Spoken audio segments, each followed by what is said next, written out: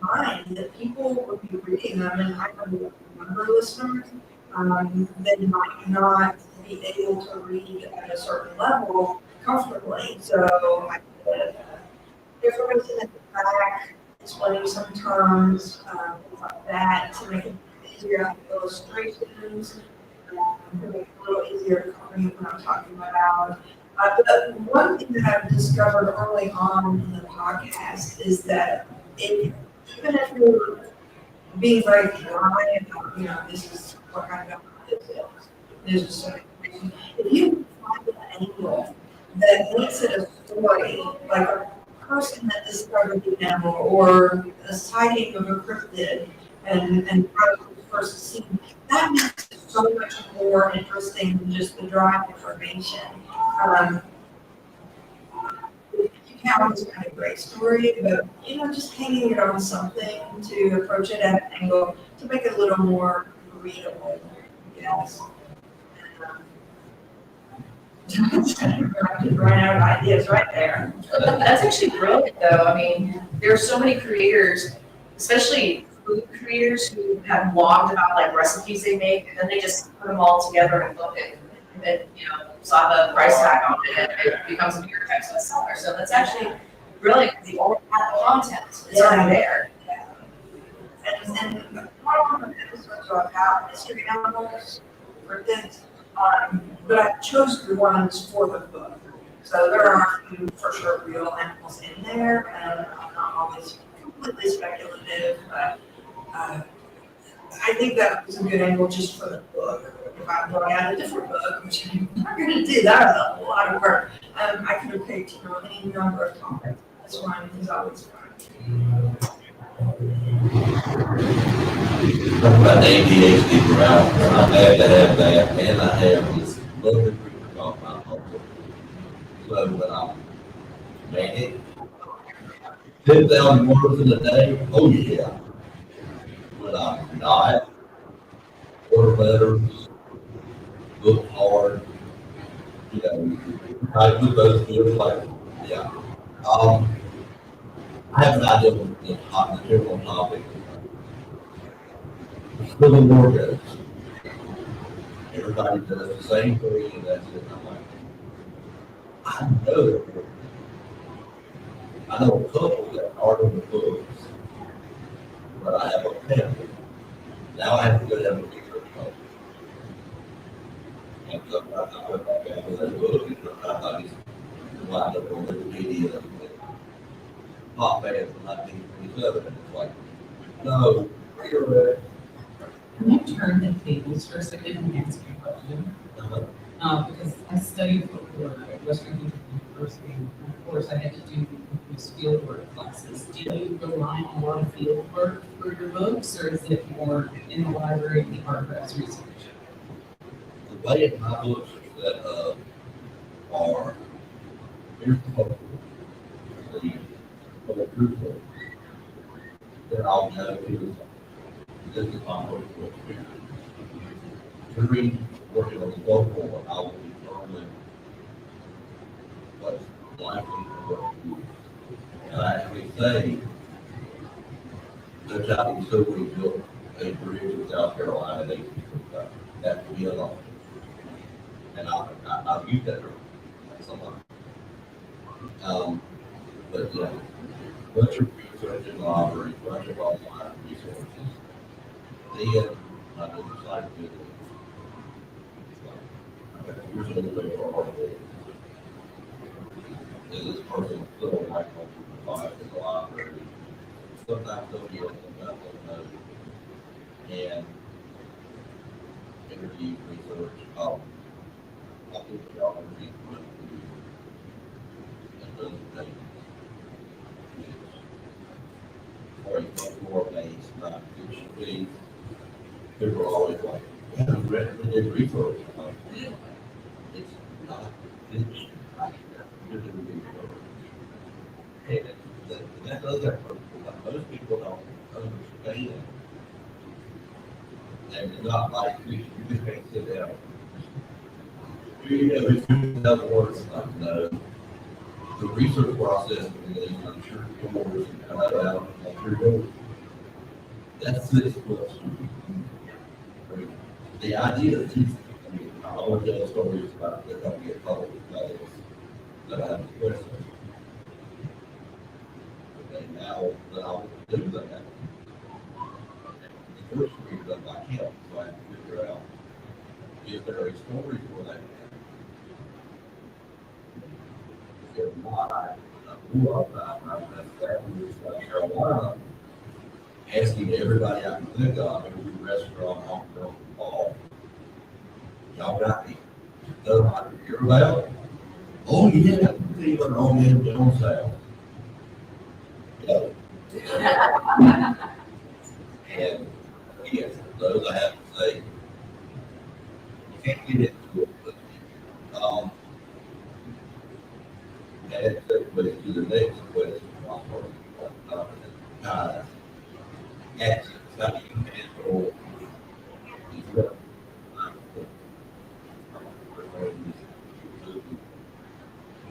how do you deal with getting access to that? Like, The fortunate thing is that I want access to a place where our practices originated from. I would have had to get in a plane and fly to Benevento, Italy, and was able to region. Yeah, tax write-off. But really, I was lucky in that the content of my book is embedded in my own family. And so the people that I needed access to were literally in my household or a phone call away. I had grown up my entire life, like I said, studied folklore in college. I started documenting our family's magical practices in my 20s and 30s, and finally got to the point recently where I was like, okay, I'm going to write all this into an actual book format. So all of my access centered around people within my own family. So talk about having an insider's access. I didn't have to make a grand effort to get the details. The issue was, did grandma and mom tell anyone other than I was the most interested kid? So it was, if I didn't have the information, it's difficult to track down anybody else in the family that might have similar information. So a lot of times it was talking to other Italian American practitioners, or finding information from them online and like, okay, you have a practice similar to my family's practice, fill in this gap or confirm this unsure piece of information for me. what about you guys? What about accessing sites? Science feedback. Luckily with curriculum, it's very accessible. I'm really good friends with the owners, so I was like, I just text them and say, hey, like even if you work on ConCarolinas, I drove around early, and I said, hey, Doug, can I check on the clinic? And he's like, yeah. Usually you charge like $20, and I have a great relationship with them, and I go on free now. But the research side of it, accessing the historical information, was extraordinarily difficult. But then recently, a website called Abandoned North Carolina covered it, and they were able to fill in a lot of gaps. And I actually still need to reach out to them because I still have more questions. Like, okay, you found this, but did you connect this? So luckily, newspapers.com is the best investment. It's worth the money. Like so that I love getting in a car and going to places too. But I also work for Amazon and I take over my life and I can do that. I can't just hop in a car and be down when I want to. Just wait. Oh my gosh.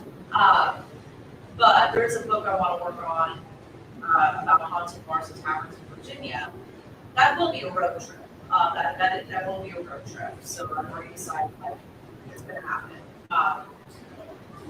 With the haunted actor, I was a college student, so I had access to some amazing archives through the university, through the California State University archives. My membership into like the library and everything stayed for like a year after I graduated because they'll shut it off after about a year. So when I was writing a haunted actor, I mean, I had access to scanned documents,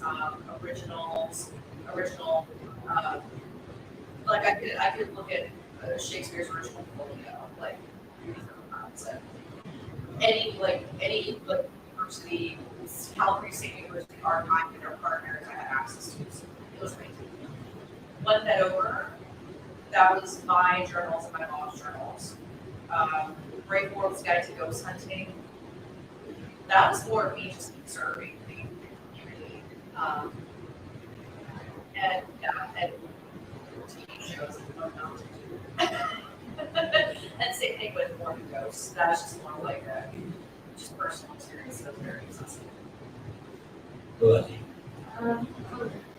Love yeah, still work for this, but I have just a lot more books to put back than I were probably ever going to sell. But yeah, there's not long, absolutely source, also fine. There are a lot of archives available right now that were not available in the library that I supposed to podcast. So it's really information you can find online that are original sources, primary sources, and I'm really lucky with them somewhere else. I have done a lot of field work online, basically where you reach out to people you can find who are in a particular area and just, email them. Most people are really kind about talking about their experiences and things that they have done. And months ago, I had a great experience with a librarian in Victoria, Australia. I was trying to find some sources for something that just weren't available online. But I was able to email the actual librarian thing, and she did some footwork. It was amazing. And unfortunately, all the footwork was like, yeah, this ship didn't exist, this person didn't exist, this archive that's mentioned in this one book didn't even exist. So the whole story just sort of evaporated. But that's important too. And it all into like less than a paragraph. But that's okay because now, it's in paper. Somebody else down the line may find it. Yeah, I would absolutely love to go out in the field for stuff. Maybe. but that was really wild that in South Carolina. And road trip, when you get, I don't know, that 6 hour road trip, I'm gonna get all the sites from this book in one ride. No, not anymore. Yeah, well, for me, archive.org, antitrust.net, and Ancestry. On my Antitrust, ATHITRUS. It's a digital library, and they have University of Michigan, they have all California stuff, USC, do. This is an academic thing, and it's totally, you can have people before you search Gutenberg that that's developed. Academia tried to do edu. That's true. It's free, but then you get a million emails about how expensive articles. Supposedly 32,000 people are mentioning in their journals. Yeah, there is some gold in there, because I kind of use academia like I use Wikipedia. I'll look at the sources. Yeah. And academia, even if what the person is writing is full of it, you can still, they'll have their sources and you can look at their sources. Yeah, exactly. Yeah, well, now I will fair warning, if you're working on a modern book, like the Slender Man, for example, none of the sites I just mentioned will do you a bit of good. Because everything on Internet Archive, Antitrust, Blueprint, all out of print. Internet Archive has maps, archive websites, and over 23 million books scanned. Hadley Trust has newer stuff, but they have journals. The drawback is everything post, I think, 2040 is search only. And I work at a library, so I'm doing a library loan. The drawback is if the book is like a bound copy of Southwestern Folklore, nobody in South Carolina's got to have a copy. And if I write to the organization that had it, sometimes they're like, oh yeah, we'll be able to send that to you. Or, $10 a page copying fee, and I'm like, wow, that story's not in the book.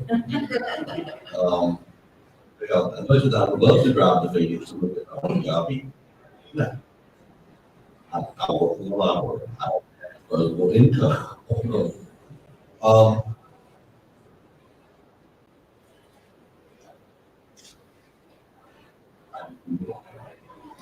Let me mention the library and the British Museum website. So for someone like that, it's for research, just in general. and the British Library had a Flickr page where they had a bunch of their stuff, the illustration from all their work that is scanned online, and you cannot search. They have collections that people have put together. It's especially good for maps and different cover images, but sometimes you'll have a really great image, a spirit photograph or something. And there's about 2 lines of text above and below. And it's like, I think the person doing my book club or let me go and remember we were not sleeping. I said, can you fix this? I remember what it was. When I started forwarding, did you self-publish or did you send out? Because of the publishing process, small press, big press, talk about going from notebook, laptop, to bound copy, or you use not for. I was first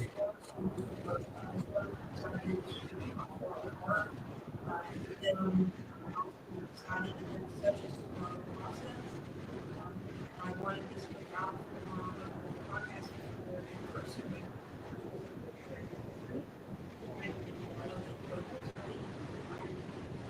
I decided to do a Kickstarter, but that's another story. It was successful, so yeah, I don't know what this. I'm looking on the audio, but you know what I'm doing is that because if you don't have to set up for audio, I'm having a hard time getting in the right headspace with audio. I just feel like it's more difficult. It sounds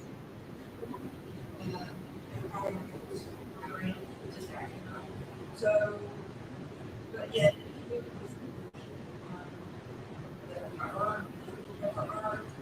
yeah,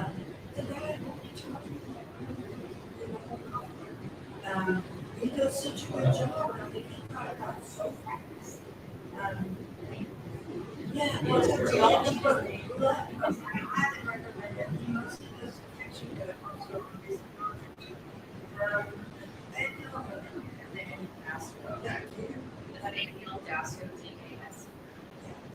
It's so good, it's so easy to work with. Also, I decided for the hardback, it's a special deal. So the ones I have, for example, the hardback, those are the last regulations. He said that the bags,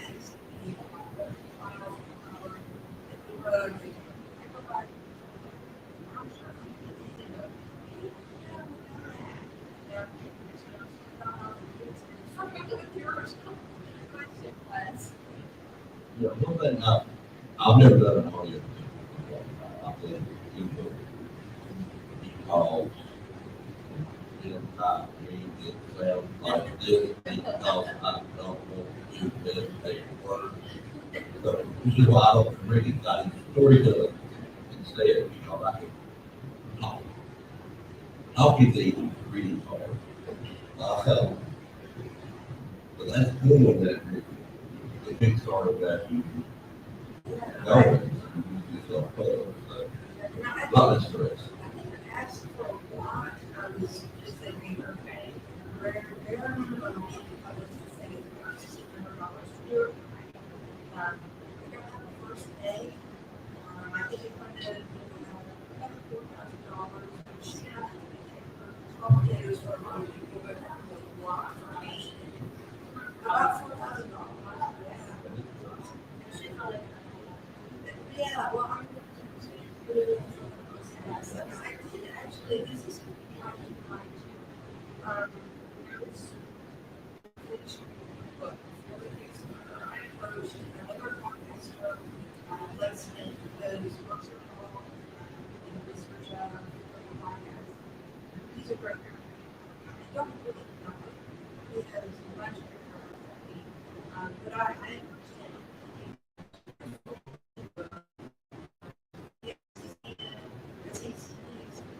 He's very inside. I think he's learned what I did, but he wanted to make sure he wasn't putting his work on myself.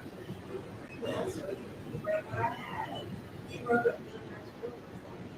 And he was also very kind to like business purpose, his background, taking out subscriber. So I'm sure a lot of people to the Kickstarter from him. So it's always been, you know, I wouldn't approach somebody who's like, but you want somebody who has a more than overlap from, less than overlap from your careers. Just get more of I think that you, develop, So I've done a bit of both. I refocus on publishing because writing is a big one. But I also find that, so I didn't have the greatest experience with Llewellyn, as you know. I didn't have a great experience. It started off great. I got an okay advance, it was all right. you, that, I got an advance, yeah. Yes.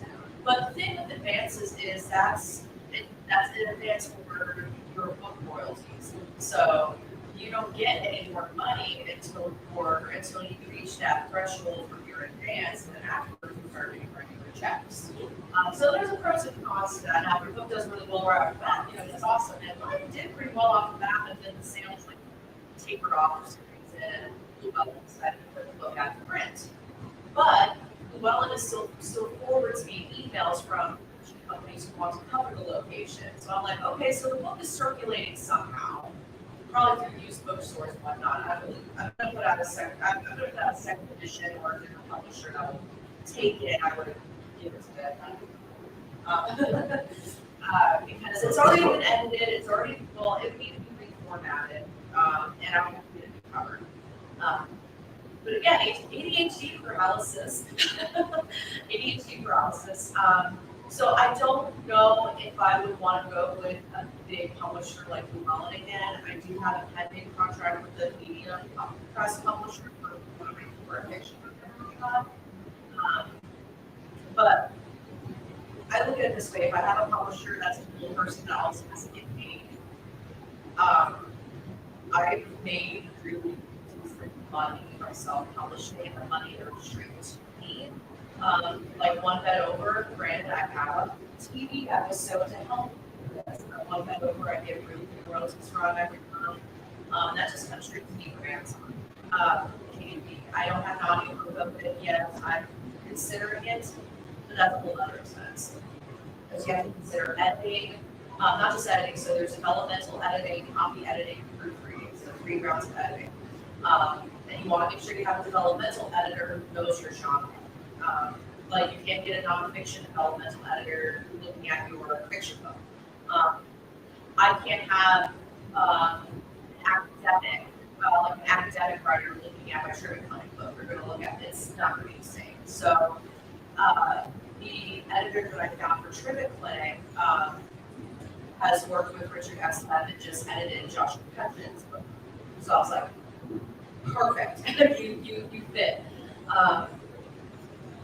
And yeah, then book cover design, that's a whole thing. I mean, I made a little, if you see my little Trigger Clinic promo cards, I just pulled that together on Canva just so that I had something to distribute. But it looks very street dressy with like the location and then like dark clouds in the ground. Sometimes feature book, that's really cool covers, and sometimes, Oh, is that the baby crap one? yeah. Yeah. Yeah. It's hard to read though, I will say. Yeah, it's hard to read. This is a 2005 that Paramount book. This is a 2000. Nice. Different. There's always a difference. Yeah. Um, I'm old, y'all. I'm old. Yeah, so I've done both. I feel a little burned from traditional publishing.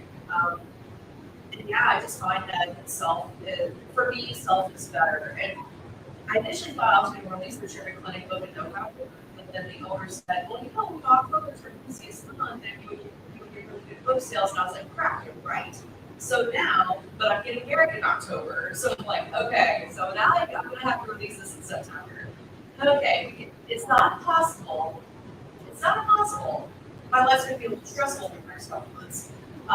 But you can't but I wouldn't be able to do that if I were a publisher. I can't just swizzle a deadline like that.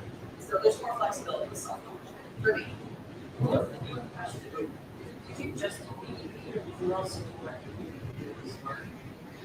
I just did KDP. And before Amazon wasn't doing hardcovers and people were going through Lulu, I think it was Lulu, they were getting hardcovers, but now Amazon's providing hardcovers. I've seen people do distribute through, I can't remember it. If you write erotica, or read erotica, you probably know. But the other digital publishing platforms, I did some use for this. Spark something, yeah, there's a couple of options, but I know there are people who do distribute like wider than that. I just stayed with KDP because also what I do is if you're part of Amazon Associates, that's actually how I blog and monetize my blog. One of the main ways I do it. If you can get an Amazon Associates account, you'll get a custom link, you'll get a commission for off of your Amazon link. But if let's say someone buys your book, what's great about Amazon Associates, if they keep shopping on Amazon, you also get a cut of that. Like someone bought like a $4,000 TV on Amazon, and I was like, okay, I paid for the DJ for my wedding. Yeah, so it's a nice. So that's kind of what I do. I don't know if it's cheating. I work for Amazon. But so I'll put I'll stay right below it. So I'll get a, so if they use my link that I put in my link tree on my website, I'll get not just the royalty, but I'll also get the cut from Amazon Associates. So that's why because I don't know the first start because I wanted it removable. oh nice. Yeah, at least in the United States. That way you need it, particularly when you get into bookstores. I have a horror story to keep that about that. I have a horror story about Yeah, I'm that. not super happy with the bookstore, but I'm looking at this, but I would not, especially not for the book. What about you? I'm sorry. What about you? How do you do? So I started out fully intending to self-publish. I am an artist, I drew my own cover, I had this vision that this is my family's story. I like to create multi-penmanship. I was going to hand write the pages and really make things like almost like a zine, like a cult zine. I'm an 80s kid, what can I say? That's why I initially hired my book coach, my writing coach, because I was going to do it all myself, and that to me is a combination of getting the text right. And when she had finished assisting me, and she said, I'd like to be your agent. I'd like to pitch this. I think this is a niche that isn't filled. And I'm lucky because Italian American Magic, there's very few books that have been published on the topic. She said, but you have to decide because you have this vision, and this isn't going to be your vision anymore to go with traditional publishing. And I have collected antiquarian esoteric books for most of my life, and it's a serious love of mine. So of course, I was like, if there's a chance that this gets traditionally published, I'm going for it. And we pitched to 3 publishers. We got offers from 2. And I swear to God, my ancestors had something to do with this. And we went with Watkins Media, who Watkins is they're out of the UK, founded in the 1800s by a theosophist. They're a historically significant publishing house. And so we had an offer from Watkins, and we said, we have to take, I don't care advance, no advance, what the percentage is, I just want to be published in Watkins. So it was an emotional decision for me.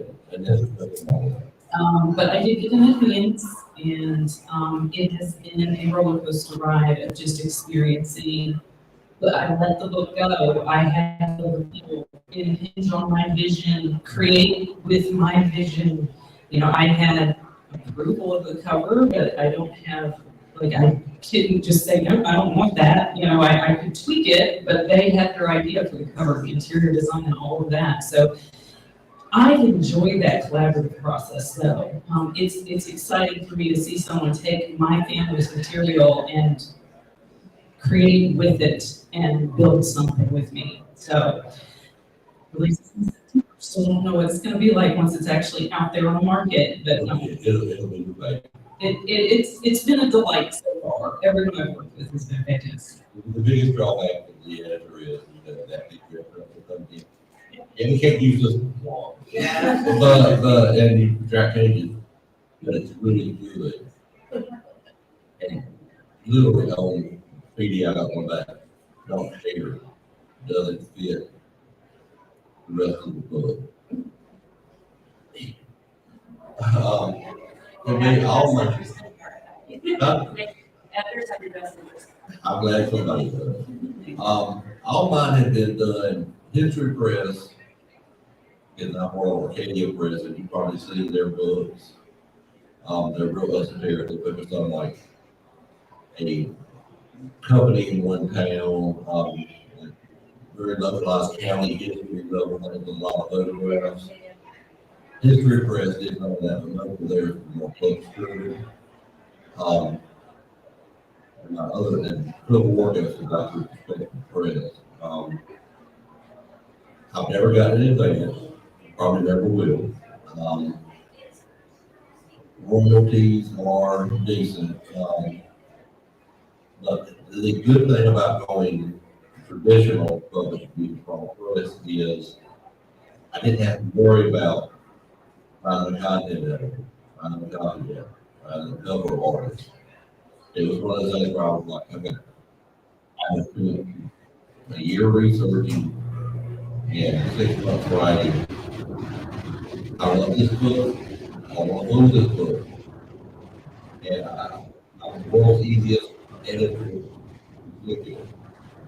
Set the pages is like, set off. Here you go. Now what? Yeah. And it comes back next pass. Oh, I missed that. We need to fix that. Okay. First read. Yeah, it's fine. And then, well, yes, please. When they send it to me, it's like that, it's really good files. I like it. Then put it down. We're good. Then I got it in hand and I like it. Okay. The second edition looks forward. I don't like really good cover art. We're going good. But yeah, so this is that if you're creating to handle all the parts and pieces, that if you're not visually already, a hard work is permanent. After the middle book came out, several times that order to your store. I would do whatever, or air the holiday in, it was Friday, Saturday night, so tax the line from the register. Too much before my orchestra came out. Orders shut down. And I thought nothing about it, it's like, oh, that stinks, but you know, it's real bad, and Barnes and Noble and all these other big jobs are fine. You look at it, oh, 500 copies came back at one time. So the tsunami said, oh, not this time, well, yeah. So that's the only drawback with the problem. I mean, it's nice that people can walk into the bookstore and say, oh, look at this going on. And all they do is run off if it's up. You're giving that dollar back. As somebody who was usually published in bookstores, it's not that great of a thing. We are about finished with over. Some of y'all have to check it, so those have to check it out. Those have another thing to do. And I'll start with you. Where are you the rest of the day and where and when can you get your video? All right, I'm gonna keep it around the convention for the rest of the day, because I don't leave till tomorrow because I'm old and I like to rest before I drive. The book comes out September 13th this year. Again, it's called Burn a Black Candle, Italian American Memoir. It's available for pre-order just about anywhere at this point. And there are these cool bookmarks that you can get one if you're interested. Also, if you are a podcaster, book reviewer, or book blogger, I can get you access to a free digital review copy. So come see me about that too. I'm heading out after this, but I have books available still if you want to get a copy of. I sold out of Feminine and Pub, Volumes 1 and 2, and Haunted After. Those are good copy again. I have 2 copies left of The Brave World's Guide to Ghost Hunting. I have copies left of One That Over, and copies left of Morbid Ghosts and Morbid Curious. So basically between now and noon, come see me to get a last minute book or a poster. But otherwise you can find me at thespookystuff.com. These days I'm hanging out on TikTok because that's where my followers are. TikTok or Twitter. I'm findable and accessible. I have a Facebook group called The Spooky Stuff with Alex Natsuo if you want to interact with me right there. And yeah, that's What about you? I don't know what I'm figuring out. Probably the reason I think one of my guys is he's not gonna eat till I get home. It's not like he's gonna starve to death, but you know. So well, yeah, I think I'll be here probably another hour or so. I have a table down on this alley. Most of them we have a couple more copies left. Lots of people got copies. I think find myself. So those are I have with me.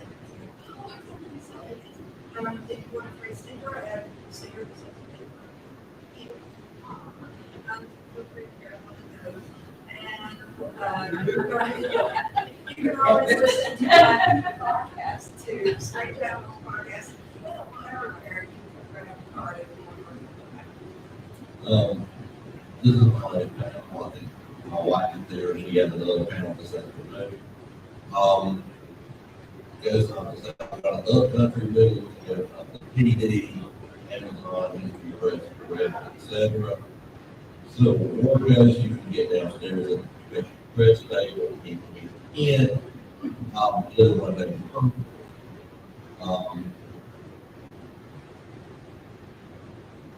you know, Steve.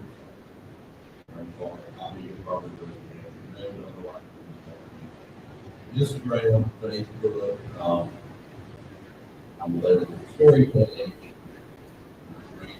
You cannot get across the idea of that for fire, but when you look at gigs, that way, if anything you can, I want you to go for.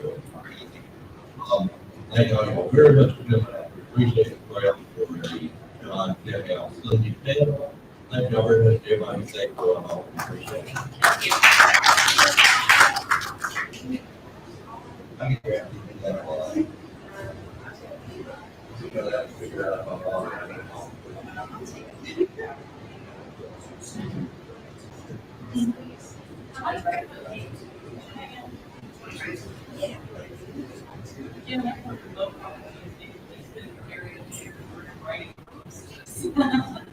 Because he's working on it.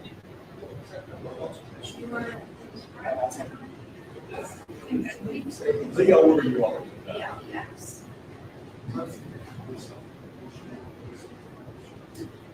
That's it's an ongoing thing that.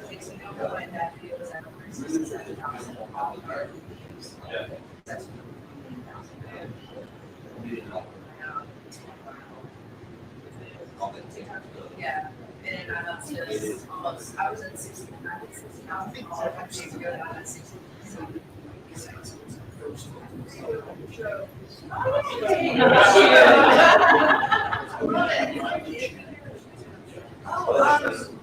Bring back the upstairs.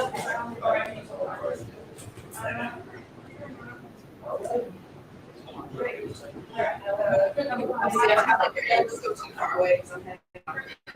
Yeah. And actually, I don't.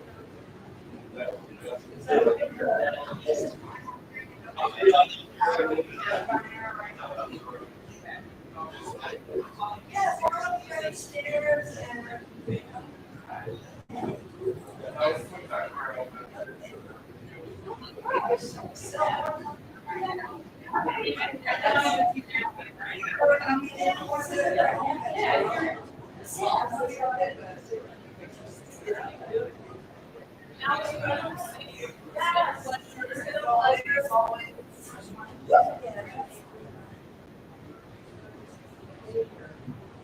Yeah.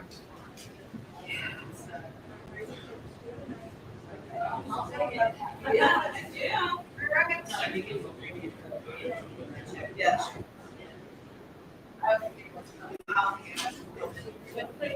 So your stuff is being live streamed. True, right? You know, see, it was great working. Yeah, I said it last week. So, that is.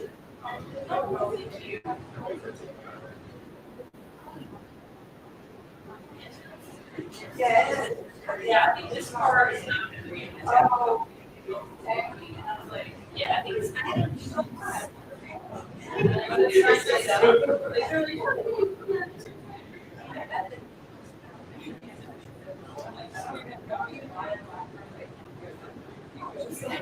Yeah, maybe it's too, but, I just didn't know that the lady was there. So I love doing stuff that. Yeah.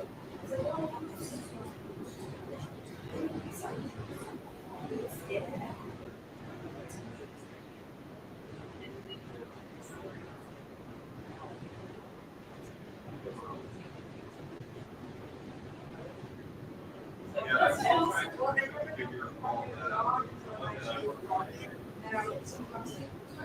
I really appreciate it.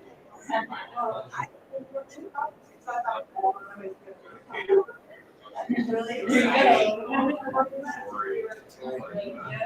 So, It has.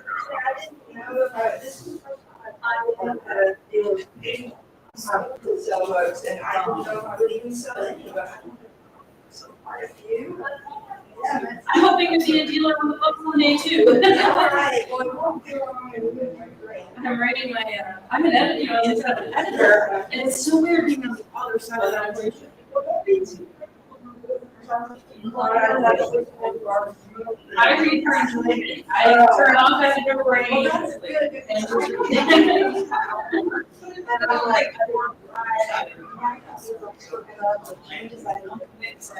well, you have the second edition today. yeah, but I don't know. I see that. Yeah. Oh, shoot, they were trashing it back. And it's my fault, I didn't print it, it says that I said the policy. what do you think? You know, people and networking, and making friends. Yeah. Yeah, that's a tricky one too. I mean, when they copy the kind of try to check things, isn't it? Yeah. Find it. Last year we were here, So, yeah, selling Alex. I've passed through people several times, but he just got by and checked out the process. Glad you're on the panel. And this. First time.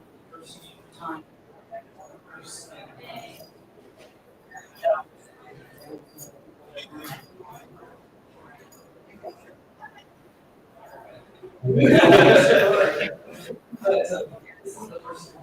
So.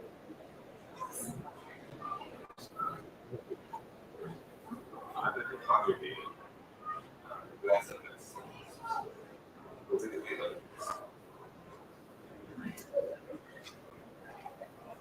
Yeah, we got to go there. I've already forgotten. I mean, Kate.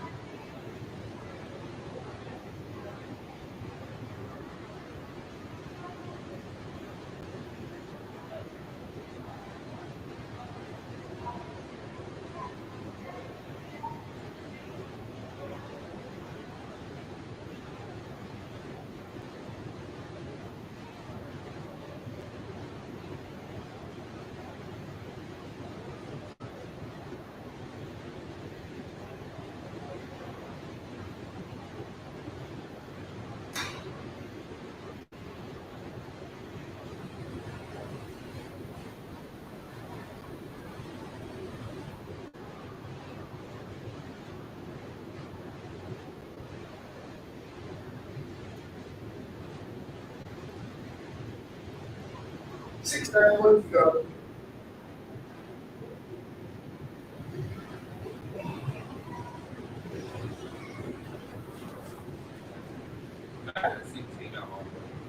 She's not completely ill. She's right there. That's true.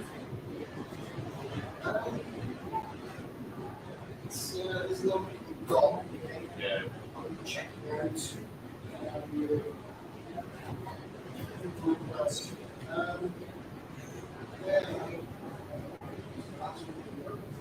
Good.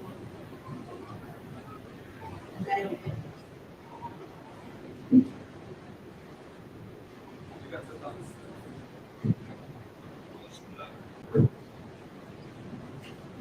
If we're gonna sell everything we do, we're gonna tell everybody why. Right. Well, everything, this is. Yeah.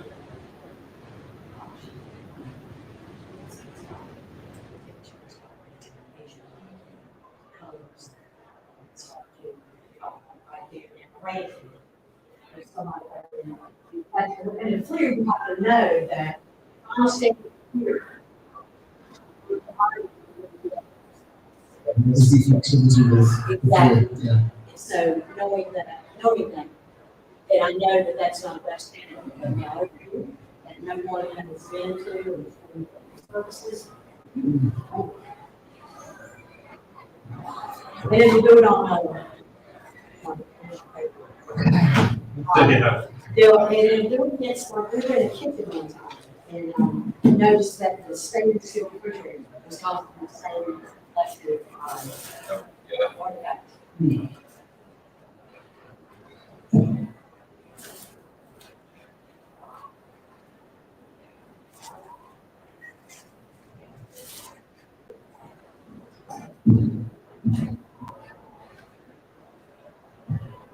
Be interesting to see what other ones they have. And that's it. Everyone shows up.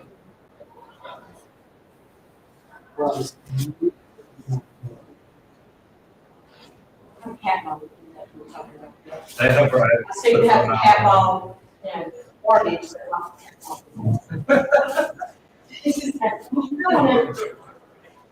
Now, if my cat would die, I would say, You have to keep my love though. My Maybe cat they get do. out, this one would cause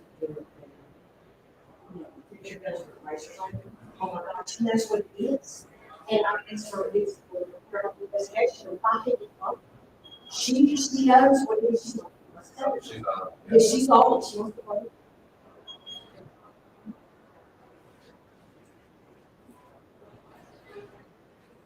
Off there.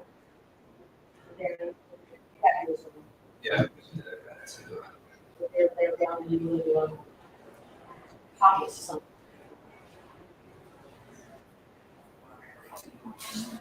Good morning.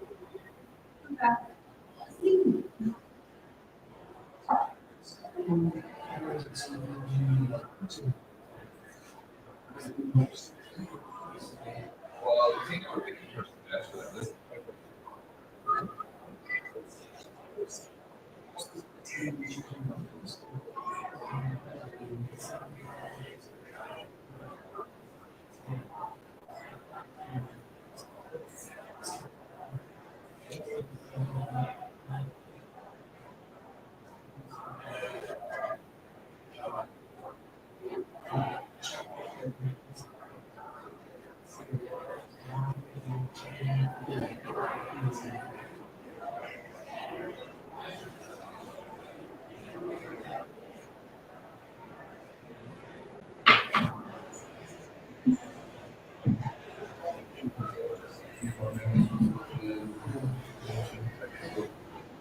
We're going to perform for Wednesday.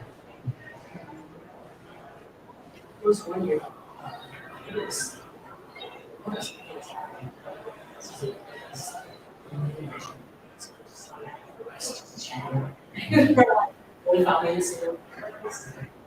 We did that for one yesterday.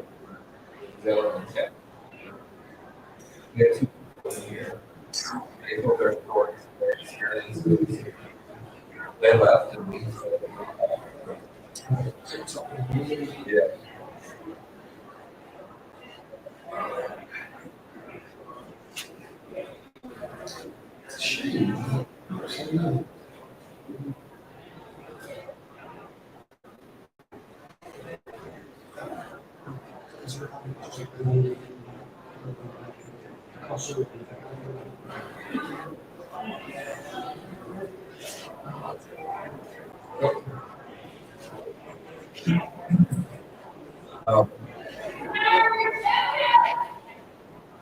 But it wasn't much.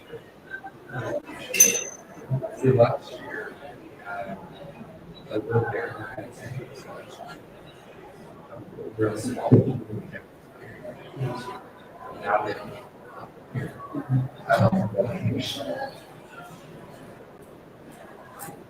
Heck with you all. don't.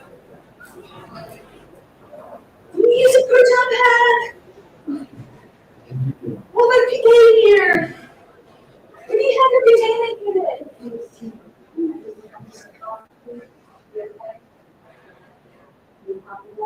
I would say, I'm really mostly on this end here. Those are all the wires. Yeah, so.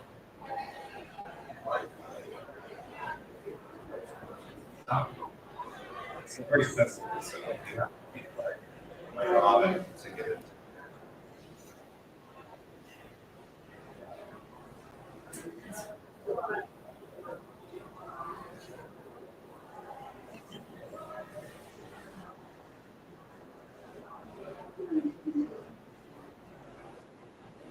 Okay.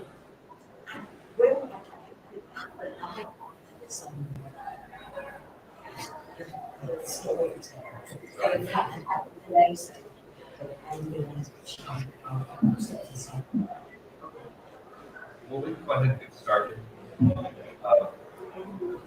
So we'll start at the educating while you introduce yourself. I'm Tina McSwain, I'm the founder of the Shaw Baby Bear Home Society. It's been since 2005, and we are here in Charlotte, but travel throughout really, back when it's South Carolina, the United States, and we've actually done some international travel tours. I'm Dylan Jones, I'm a Princeton College's at Robert Gould University in Aberdeen, currently doing my doctoral research. And my PhD is on the media representation of parallel phenomena in researchers and its influences on the professional practices of modern post-factum groups. I've been interested in investigating parallel phenomena since I was probably when I went on my own after those questions. So I'm doing it ever since. And I am Jason Burrows, I'm a member of the Association of Paranormal Study. We cover Virginia and North Carolina. That's really a nutshell, but I'm excited to make this panel because Tina and I are going to tell you about all three equipment that we use to capture as much evidence as we possibly can. And this gentleman right here is going to tell you why you shouldn't use it. So, what's your favorite piece of equipment? My most favorite is the FLIR.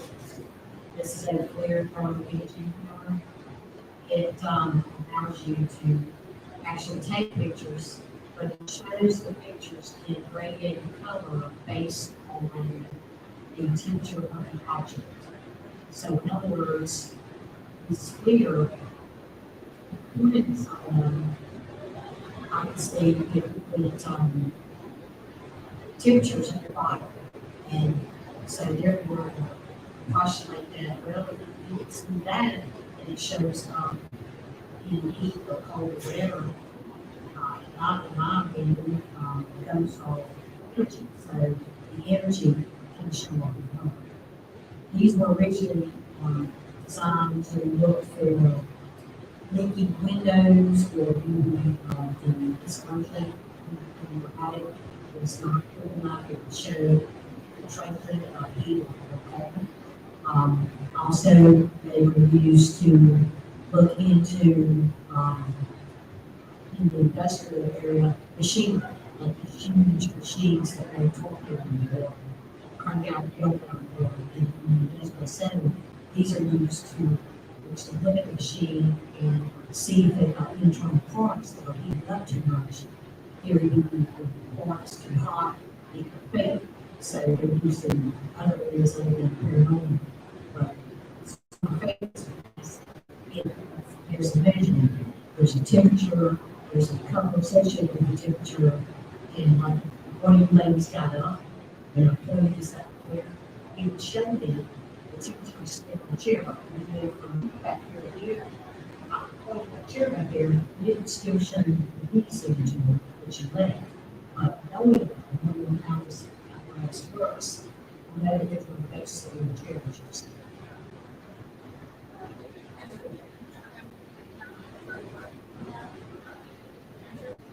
We got one on it. But that particular one, we'll take it together. So. It's actually a. Other taking place.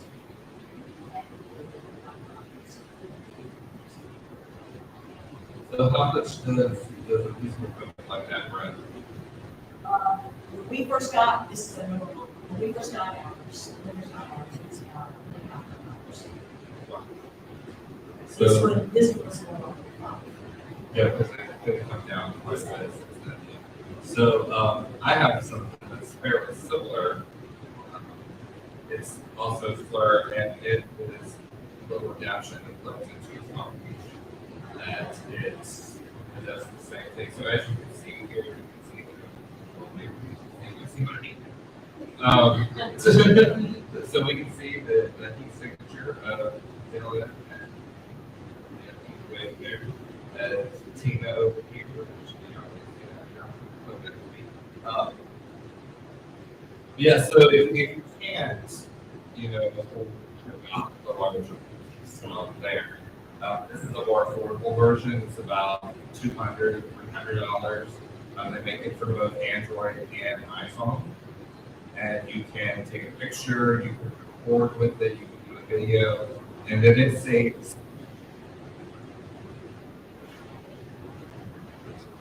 Where they take too many pictures and copy.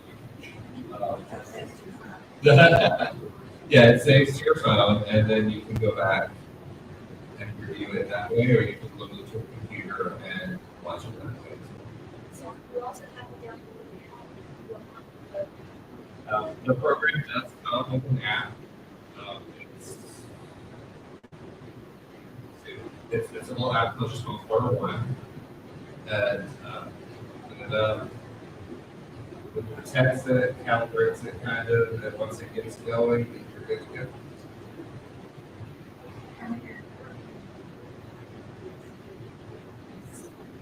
Okay, right, so my equipment generally involves a notepad, a pen, and a rubber.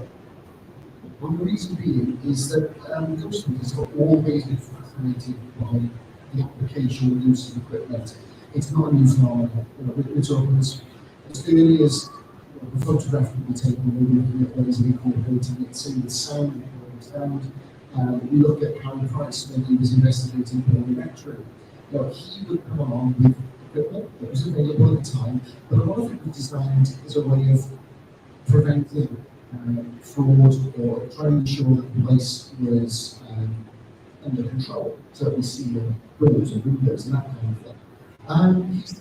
There were things like switches which perhaps the spirits might want to interact with to turn the light on or off. So those kinds of things have been in use by those students for many years.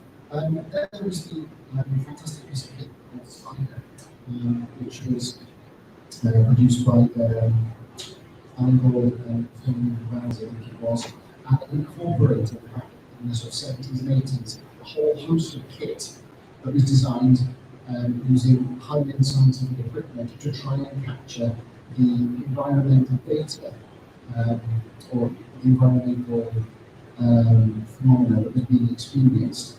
And it was able to record data and log it as best as they could at the time. And even then, their results were nothing really to write home about.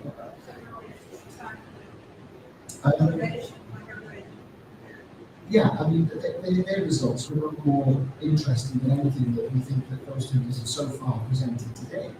However, saying that, the environmental factors at play in a haunting or an apparitional sighting are very important. So there is a need for a Christian to gather that data in the best way possible. And I think very much because the tool has been used, it's still an energy, but there's an energy price you felt an energy. What is that energy? How do you define energy? Nobody seems to be able to come up with a real explanation of what that energy is. So if you don't know what the energy is, you don't measure it, you can detect it first. So it's very difficult. So we're giving it a name. I get where people are coming from because I believe those are the connections. And there seems to be a change in because that's like usual. So it's an experience. Sometimes you can feel something. Yeah, so there is a definite need for the equipment to be used. But my whole point would be that it's the application, the appropriate application of that equipment. Yeah, the data that's gathered from it, because a lot of it is used almost live, like this. It lights up, right? But how are you actually recording what that's doing you? Yeah. You know, there's no way of going, oh, right, the light went green, and red, and yellow, you know, and then green again. How are you actually recording it? You're not.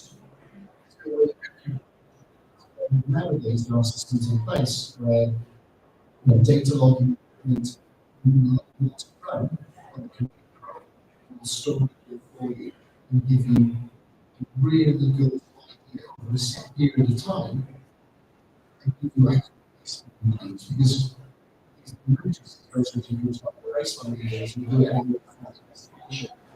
Really, it's the baseline of the day, year, sort of whole so you need the data to deal with, and that's giving you a really good which you can actually So being able to put it for 5 hours is really not documenting it. it's a snapshot. It's out of so, yeah, it's horrible to do that.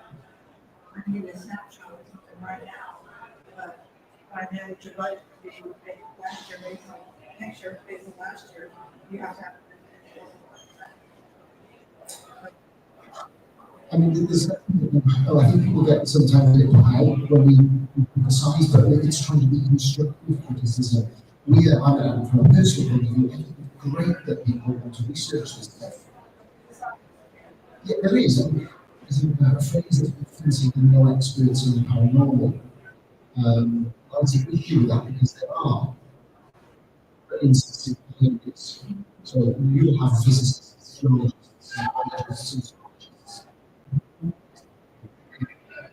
it's a bit like being a police officer. The police officer will bring out the evidence, but they don't make the citizens of that evidence. And they bring the experts in. So ghost hunters, I see it in a very similar way. They're out there around gathering data, gathering evidence, but perhaps they're not the best people to be able to assess and evaluate the evidence. So it's about collaborative, getting the experts because they're genuinely interested in this stuff. The tooling process, talk with each other and work with each other. I think it's really a problem. Don't get me wrong, I think scientists have been an enemy to research groups because they can very, very judgmental. I'm hoping that something's going to change.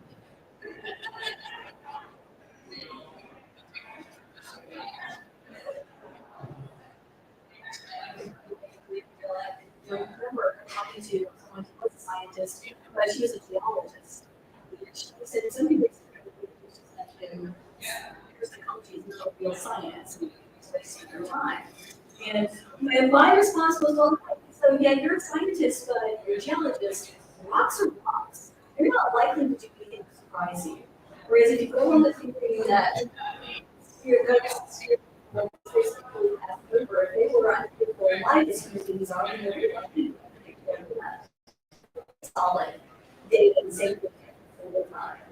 So it's not exact science, but it's still. I mean, there was a, you may well have heard of Professor Brian Cox. Oh, yeah. You know, he's been vocal that ghosts don't exist. And I'm obviously somebody that, is a respected physicist. Um, but physics is his subject. They trot him out because he's good on the media. He comes across very well. And yeah, I was watching him on a YouTube panel a few weeks ago where somebody asked, can you be a Christian and also, there's the existence of God? And his response, oh, we don't know God. God doesn't exist. No. There's a plain logic to that question. How do you apply it goes to meetings? So you have to find it. Parapsychology now has been the butt of many criticisms from scientists from around. But they genuinely were standing on trying to put controls in place to help what they do. They're responding to it. So it deserves more kudos. So when so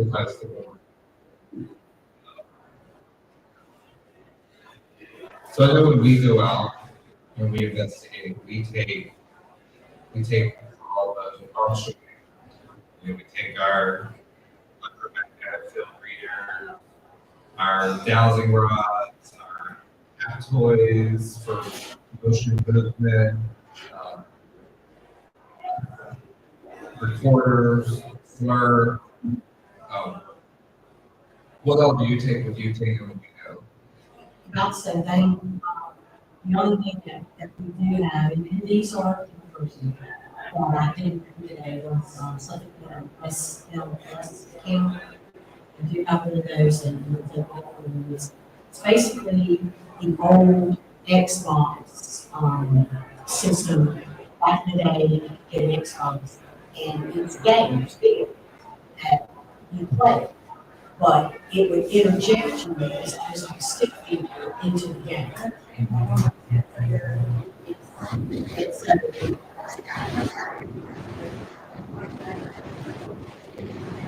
you've seen it, okay. She's seen that's okay. It's like, so she knows. But yeah, we do have one of those, and again, you got to be careful with any tool that you use because you use, it's constant. So even in that one, premises that the this Xbox modified with the camera, looking, set it off, and then you see she was steroids. There's a stick in the middle between you guys. That's questionable because you could be reading that chair. You could also be reading some of that stepping back there. So you have to know that that's what the problem is. And we had it about 2 weeks ago, we had it, and I was sitting on a bench, just in an old 17 900 house. There was nothing in the walls, just a bench and gate, and we looked at something was heavy in the morning. When I asked something to move forward, moved and I got to go, you feel anything? And I'm like, to be really honest, yes, I am feeling a little bit of snapping energy here. Here, that's trying to stand up. And to me, I get something, I think the spider sense, I realize that there's something in there. Something in there. Of course, I got all the chords about the last 3 or 4 seconds. The whole thing lasts about a minute, about 4 16. Nobody in that room.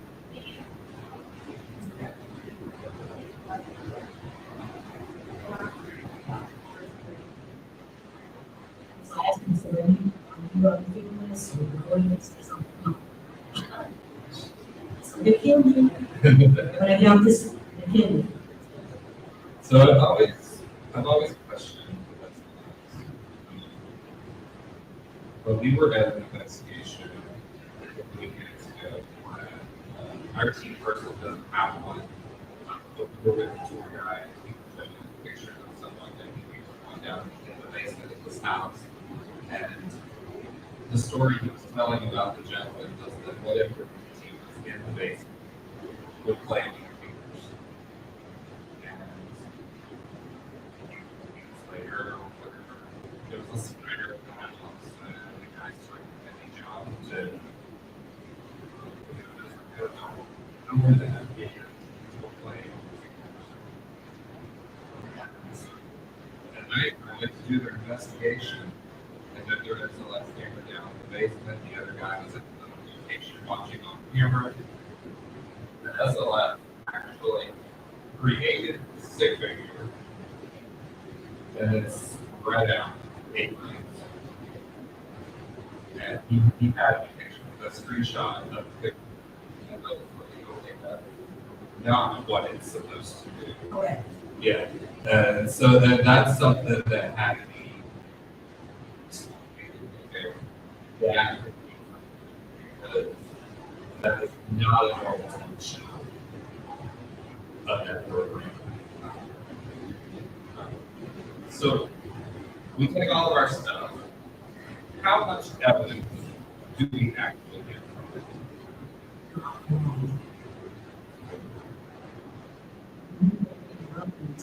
You sat there and recorded for 8 hours, 12 hours, and get nothing. Get on video or you may get one indiscernible whispering word that no one can what it is. Or is it even a word? Or is it even paranormal? I mean, we've trained ourselves to not say the word. And to activate your life. So while you're in peace, you do actually come across and form of this world. So we as investigators, we do have to say something. We speak in our normal, everyday, inside voice with no whispers.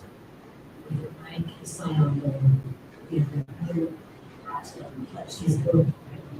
That was me, I hit the book. Yes, always tag your stuff. Tag ourselves on the big something or somebody's stomach crack, stomach crack. Sounds like a demon horror, but she will say that's what's stomach. So we would tag that. Even if somebody's like, oh, dog barking outside, we tag. So there's no, something else, say something else, dog. So, but in many instances, we've done all this with cameras, buildings, they're built in, get limited. We set up, I think we had 14 cameras, we set up 10 to 12 hours of video, that's a lot of video.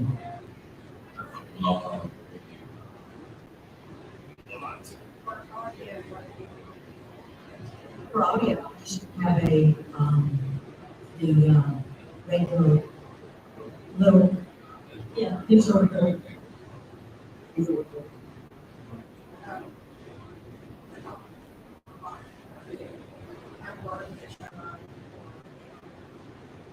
Like the words with the words showing up with the obvious caps and all that, those, even the actual obvious, I didn't know what about it. So, even all the obvious stuff, it's continuing person, their purpose is all of them. So, I mean, it's pretty limited. I mean, it's pretty limited. And it just spits these words out. The only, and it could be coincidence, but if you listen to a farmhouse, 1800, and on this one started out Cameron, rabbit, goat, ugly, and it continues on in maybe there's a little bit of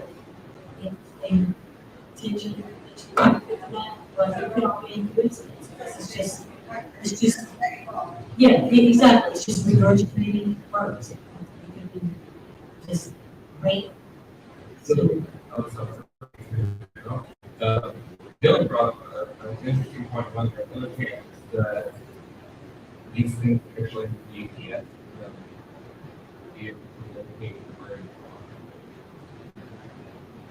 And as a result of that, it may be words associated with that location and just regurgitated.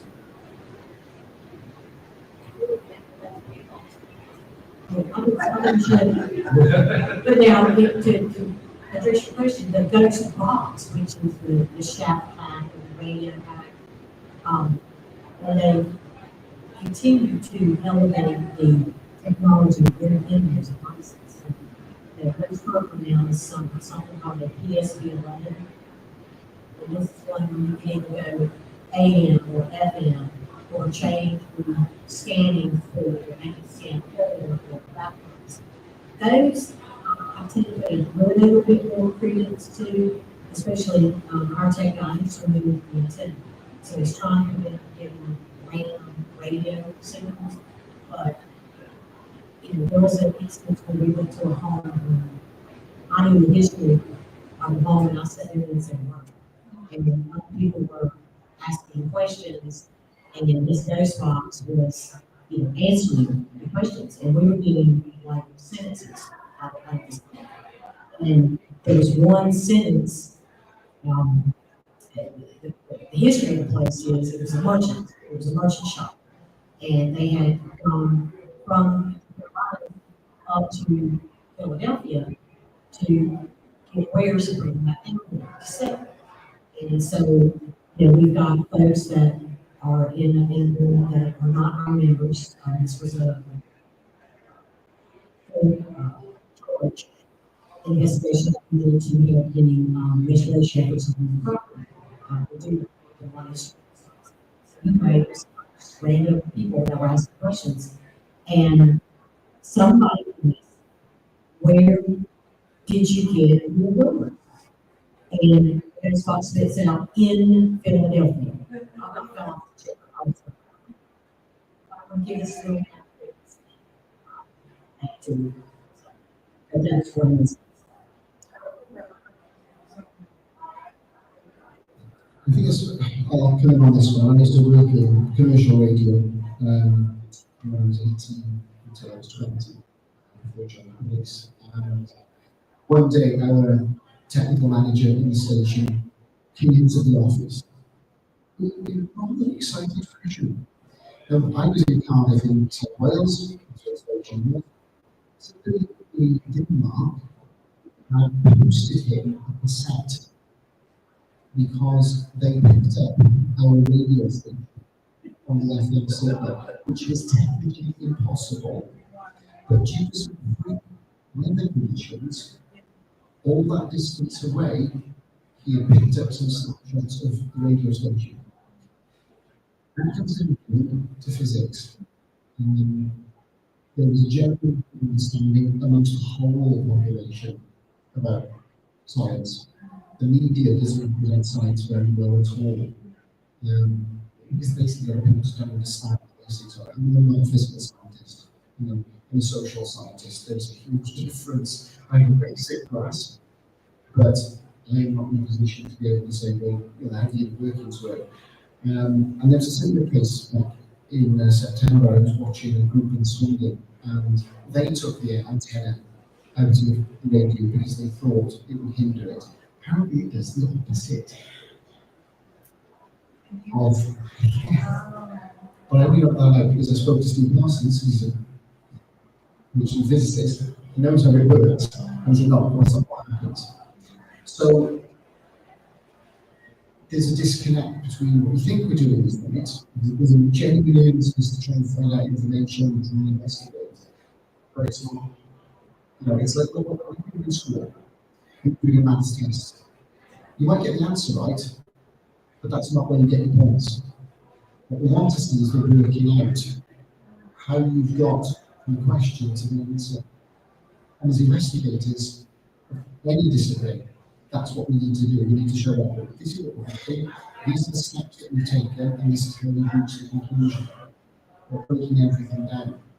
And that's what a lot of it is not actually happening. But EVP is fascinating. It does need to be looked at.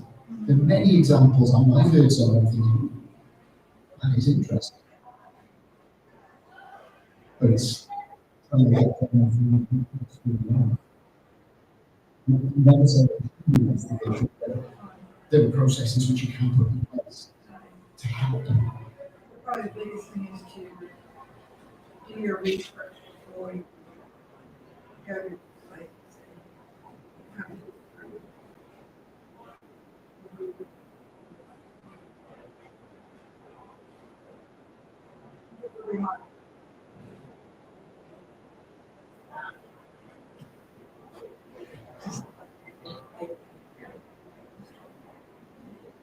This is one of looking at history is that you can information wise when you're looking.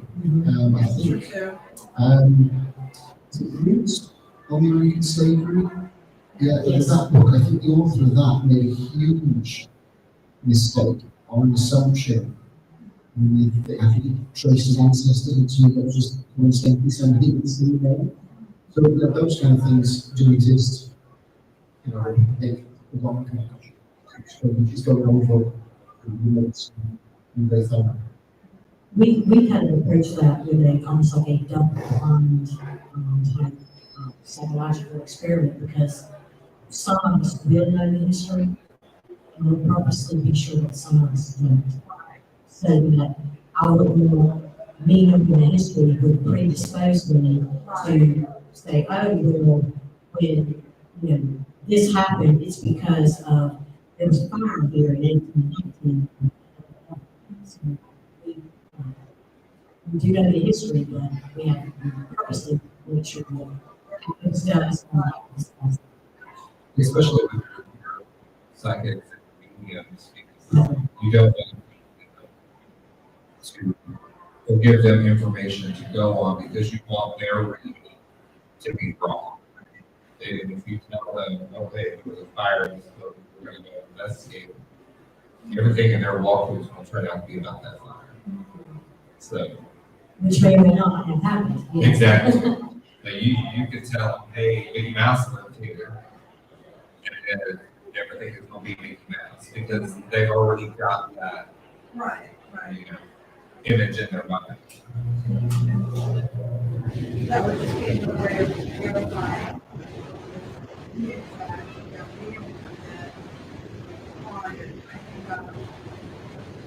And then the meeting says, well, in the early 1800s, I'm just getting there was a fire. And you're like, okay, that's interesting when you supposedly as a medium didn't know that.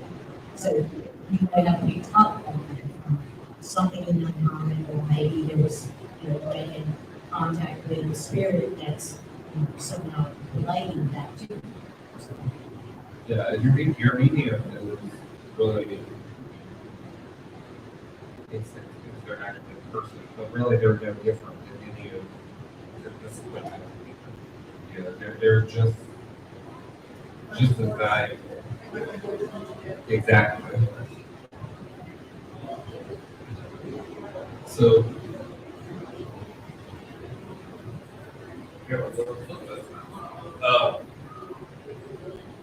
aside from equipment, our topic is how much of it do you eat?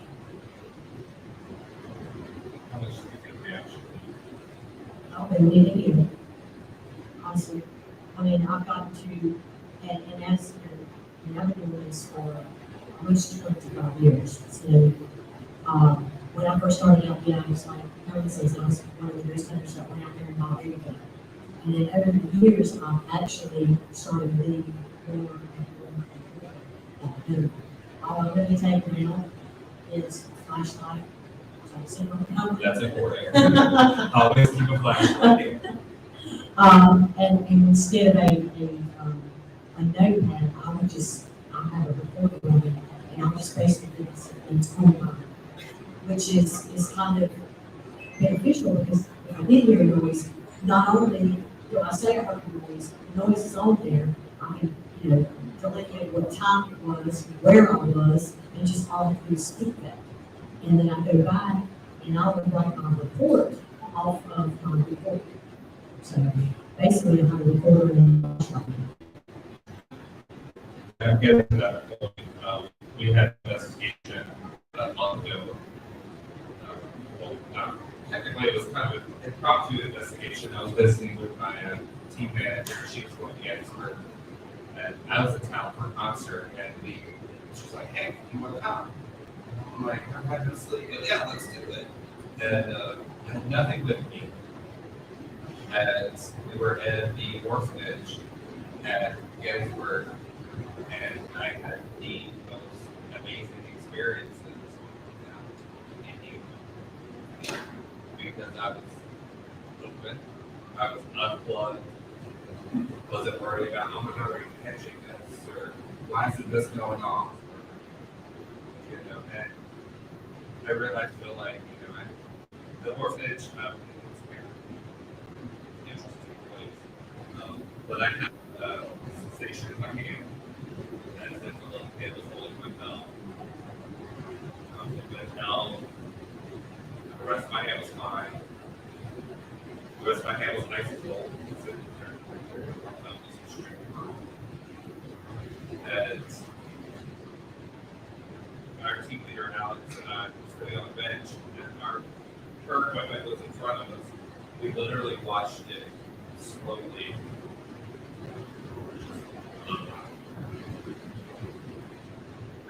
I'm sure you can have some that just kind of slowly went on the side. But I probably would have noticed it having went to camp or checking a recorder or doing things like that. That's a good point, Jason, because I mean, you know, like all this, let's say this is, you know, here I am watching the screen on here, and I'll have all my attention on this piece of equipment, the screen, looking for something in the screen, and there could be something standing here that I totally missed. I couldn't see it, you know, with my own eyes, because I'm too focused on this piece of equipment. It's interesting that you were saying that, I know I go back to the millennium where I said a group in South Wales who investigated, we bought the equipment, but there was a company in the UK called Spectrum Electronics that were making these different kind of negative ion detectors and EMF meters and bought them. And I'm sitting there in the house of this manor house that we investigated for a long time, and I suddenly thought to myself, why am I using this? I don't actually really understand how it works. Everybody else is using it, I'm using it, but I'm not using it because I really know why I'm using it. So that's why that was the rule, but 2005, 2006 was like, no, I'm not bothered with this anymore. I'll go back to where the experience matters, and it's the personal experience. And I think that everybody's seen the video on YouTube. It's a psychological experiment that's been a number of times. There's a video where, and you're asked to watch the video and count the amount of times that people playing basketball pass the ball to each other. So you're there, you're counting it. Goes on for 30 seconds. Sorry, and then the instructor says, anybody notice the gorilla that walks through the group? You're like, what? Because you're watching the ball. Lo and behold, somebody dresses a gorilla, walks to the middle, waves, and walks off screen. And it's a genuine experiment. It just goes to show exactly what you're so focused on that one thing, you miss everything else that's going on around you. Exactly. Yeah. And when the witness and the experience, what with me doing it, the chances are even they sat in the room, sat in bed, and just going to experience it probably whether we know. We're just doing something normal. People go to it. Perhaps we just as an idea, perhaps we can change the way we investigate. So, in terms of personal experiences and how honestly we have those experiences, we don't get that.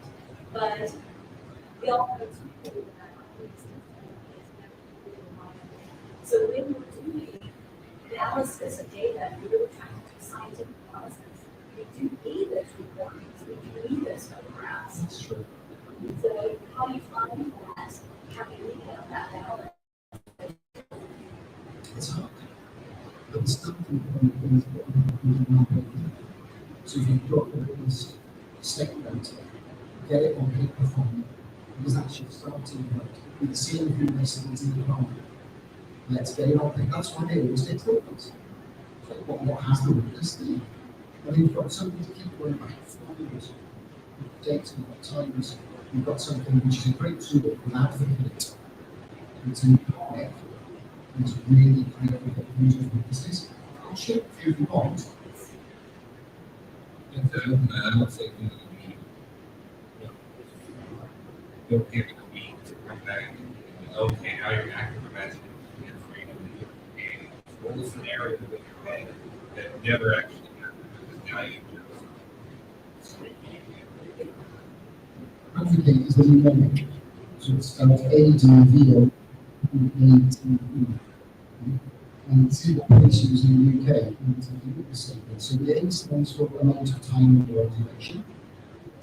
The D is the distance from whatever it is that you see. The V is visibility. The O is obscured view. K is known to you. A is any reason to remember. So what it is about that you remember, why you remember. T is the time elapsed since notification. The E is errors between mnemonic to code it. But it's a great memoir for when you're speaking to witnesses to get those details down because it helps. People say about evidence. I've really been challenged as a ghost witness. You're making such an extraordinary claim. You need extraordinary evidence to prove what you're doing. You never say what you do in court in a criminal case. It's either evidence or it isn't. As long as you've got the answers to the questions, you're well. That's totally fine. We're actually almost done.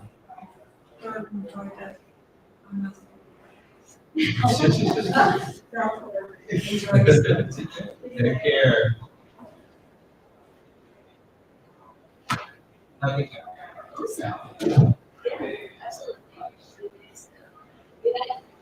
Team and I are on the team. Years and I got to review them, so it's really just to hear all the perspectives, and especially, I know that you may have other than another, feeling that I don't want to go to the whole skeptic believer thing. Are you a believer? Keep the open minded. Keep the life. No, I have an experience with the set. I don't.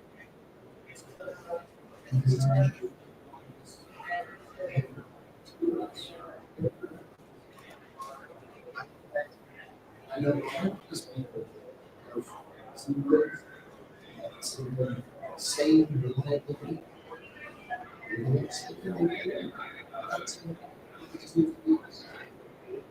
I'm genuinely. I don't believe that should actually. And none of us do.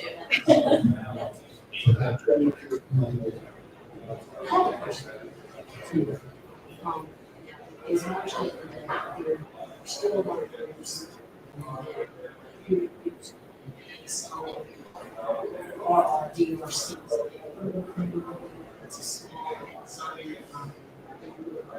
Supposedly, they made it sign the corporation in 1998, 1999. These things are only great EVP collection because they had some sort of mechanism. People that walk in and all of a sudden,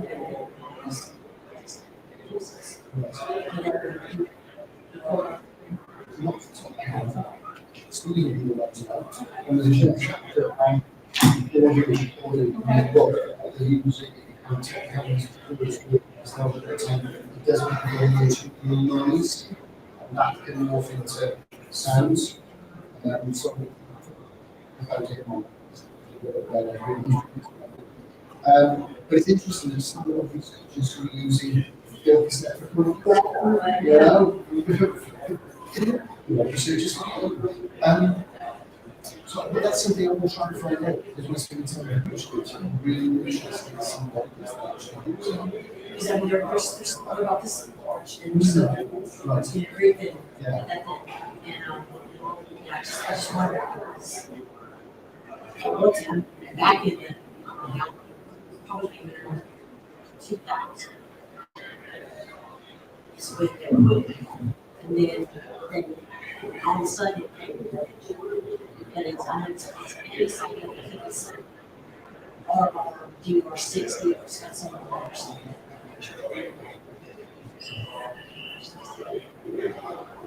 Well, I'm trying to better see it. A lot of the community groups are interested to see. And, it's seen that vision cameras, we Sony start pretty much Yeah. producing before we get them. I don't have any like and I've got like a rig to put on top of it with that IR light and still. We do this fun stuff. We've set up tripods all throughout somewhere. And we don't really get anything on video, but we do get audio. That's really the only thing we got. That's most of what I've got from camp. And I mean, we have folks that, you know, carry them around, you know, like during the investigation as well as stationary on drop. Yeah. We really only got. Well, you're not wrong, I've gotten so much like this evidence, you know, when we weren't even trying. You know, I worked at the Historic House Museum, you know, made audio notes several times just as we're walking through the course of work, and I generally did something on my audio notes. All we were looking for, it didn't happen, so. You know, parasites, when we were investigating, it was few and far between these days. The basic thing is that if the experience did not happen in the dark, leave the lights on. You create the conditions in which the witnesses have seen something.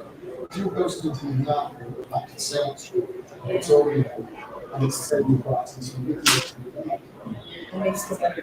it's pretty much, yeah. And well, we've got a couple of minutes. We had this discussion yesterday, yeah. And all of a sudden, because we have this really. And then the thought process comes up, which comes up, okay.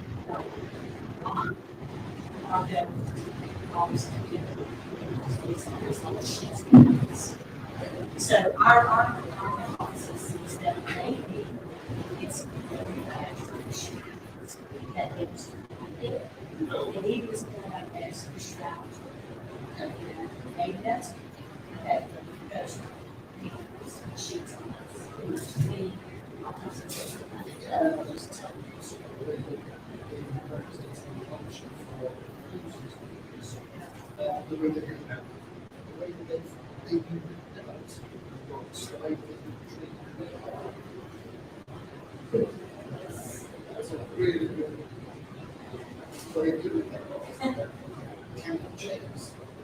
Oh, the chains, yes, the chains. And that goes far back to HUBs.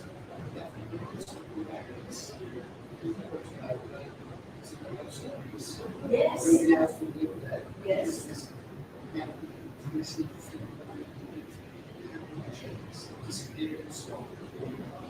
And they actually did an investigation.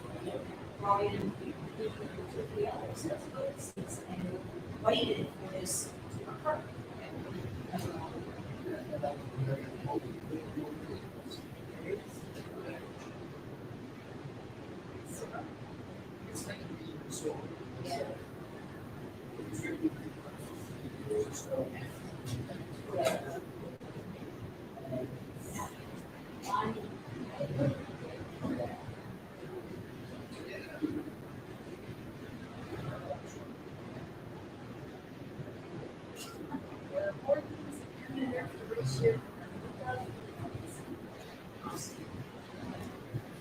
That's a great deal.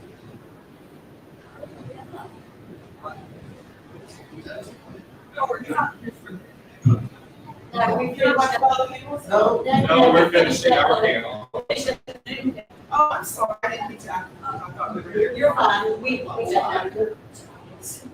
What's your name? Expression to pay is Awesome. Awesome. Very good. Let's take a last time picture. You want me to take a photo for you? No, you get in there too. Would you like to take a picture? to on your way, can we take it? You can take it. Yeah, sorry, you probably just asked me, I said. Oh, yeah. It's right here.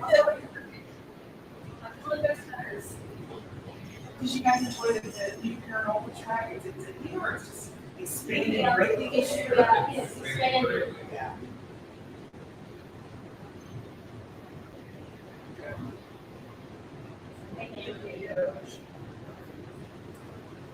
You guys have sort of.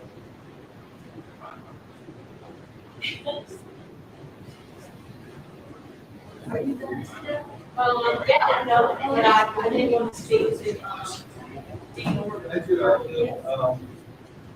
live in West Texas, it's about an hour north. Okay.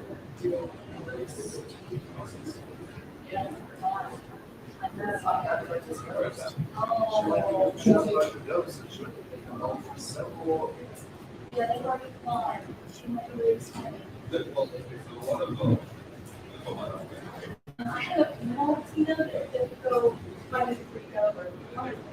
Where's your, it's in Olmsted, the paper. But I lost. Oh.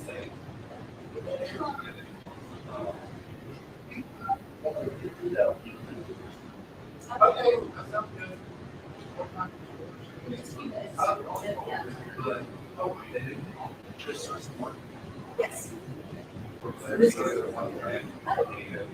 It's a, it's like 60.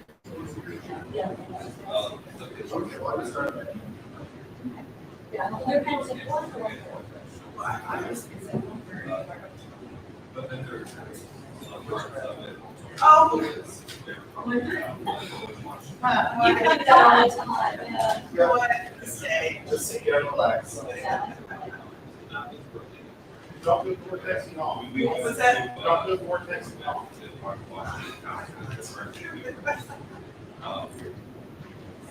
Like the manager of the house. So, right there. I'm gonna try it.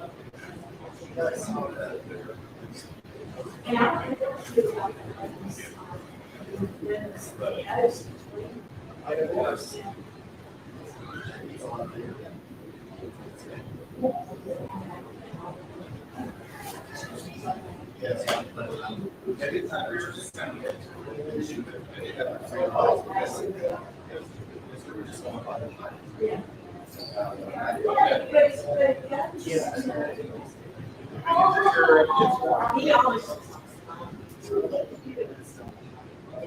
Well, it's not necessarily a law.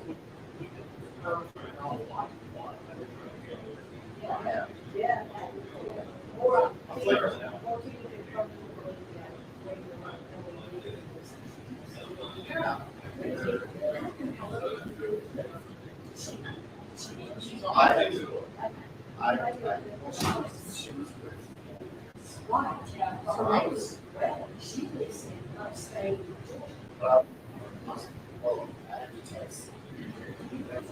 They just hear how to get it better.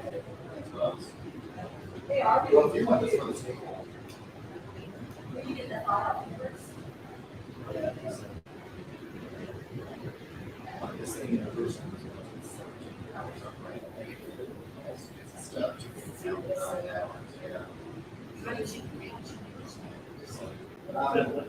Well, it's largely hollow. I reduce the infill.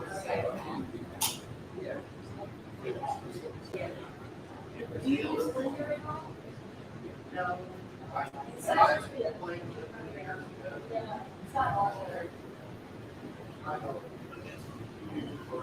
Well.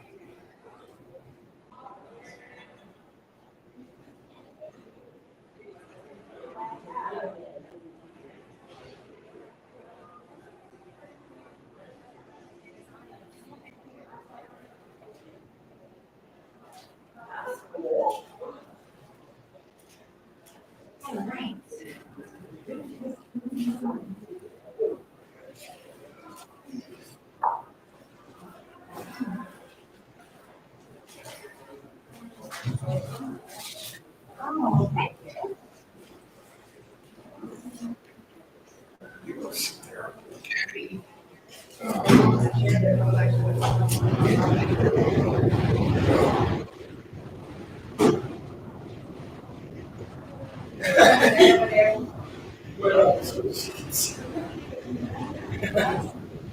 yeah, but we're like almost right under it.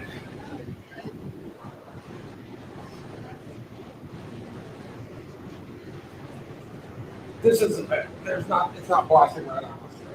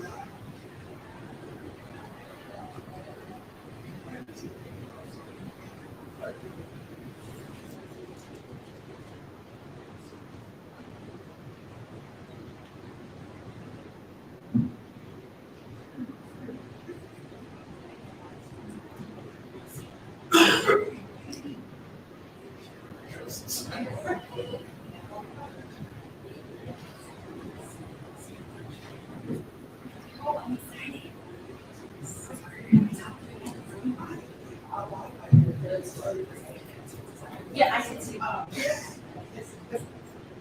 This is your after summer. Yeah.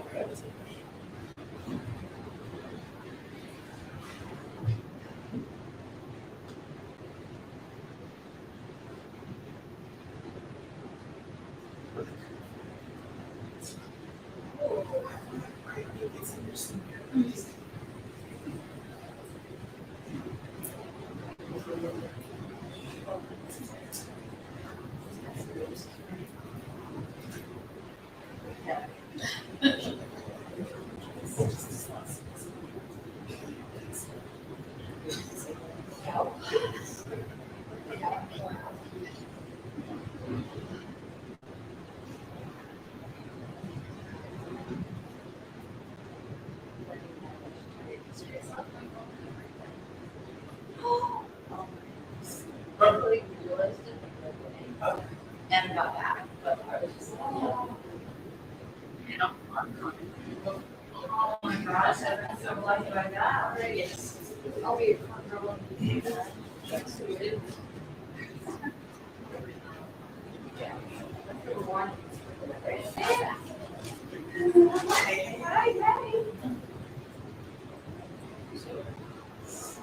It's good. Blow your hands.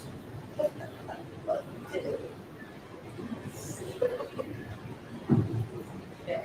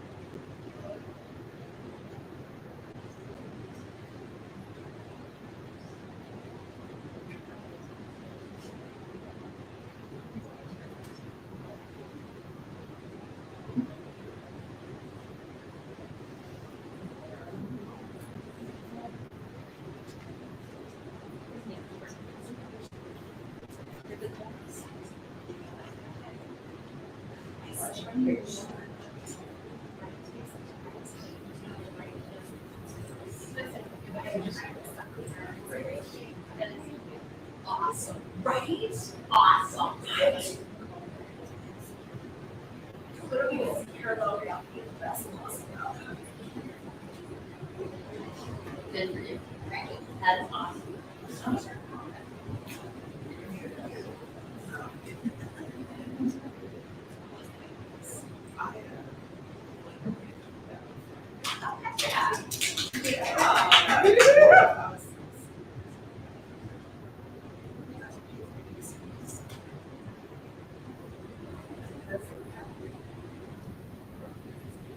Oh.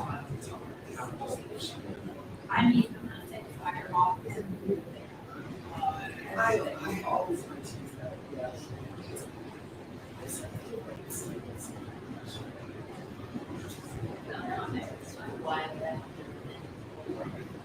Stand back. Here's like,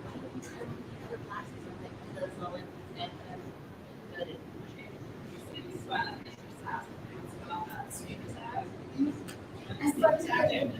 finally get into love this and you said, that was like, that's, okay, had you told me that, I'm seeing that.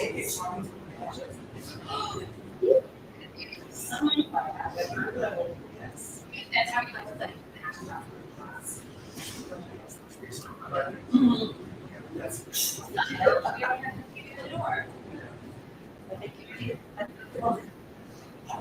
Thank you, Roger. Yeah, Kristen was here a second. Yes, ready for that. Yes, it is.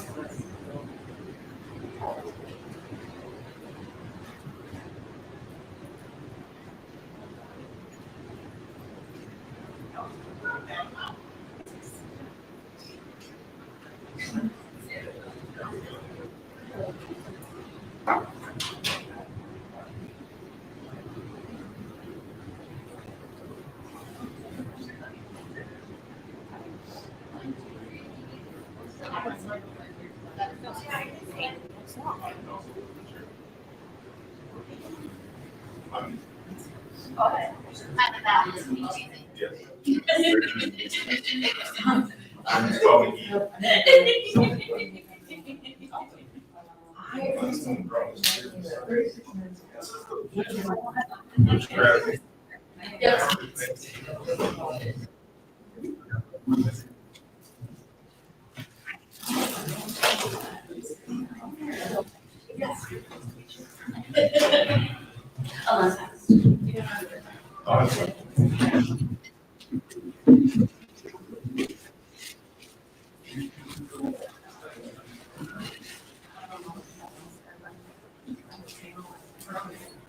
I'm going to take it around 1 minute.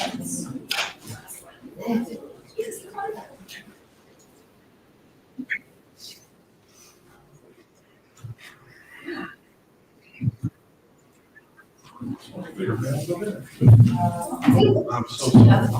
I said I just went to room.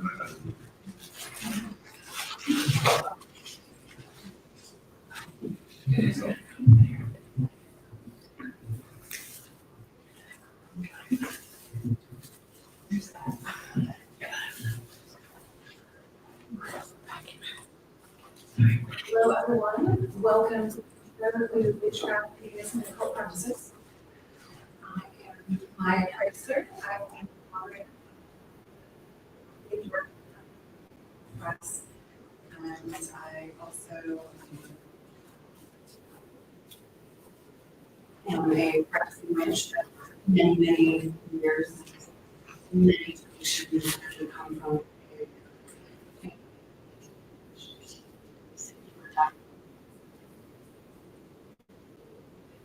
I'm Kristen Hart. I am a pagan witch. I've been practicing over 32 years now, I guess.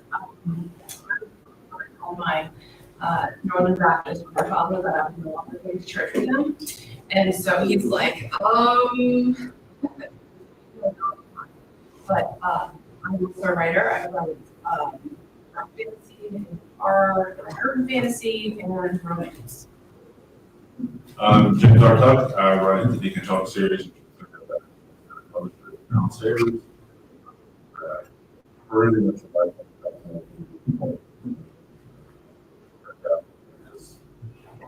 all of it. Hi, I am Dan Harden. I'm a writer, but not published, but I do have a website where I provide creative inspiration for writers, artists, musicians, poets, called Puzzle Prompts. And I'm going to start writing about Anne Rice books and her television series. So, 2 years resting on that. And I have been practicing for about 3 years now. I'm Belle Griswold Ford. I'm a writer and practicing solitaire for. I was going Jewish to a lapsed Jew and a sort of Christian Celtic, and they ended up throwing off 2 pagans, an agnostic, and a Jew. So, yeah.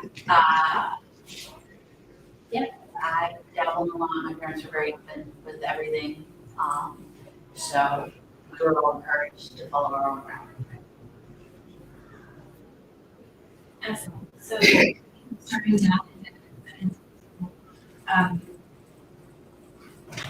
what is something you wish about the time? What would you tell yourself when you were first starting on it? You don't have to be a covenant.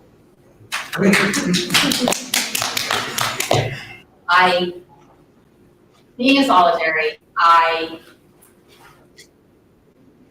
figured out fairly early on that I didn't play well with others, and so I thought I wasn't actually a pagan if I wasn't in the heart. I wasn't allowed to comment with them. So now I'm older grumpy and just realizing if I had told myself that earlier, it would have been a lot better.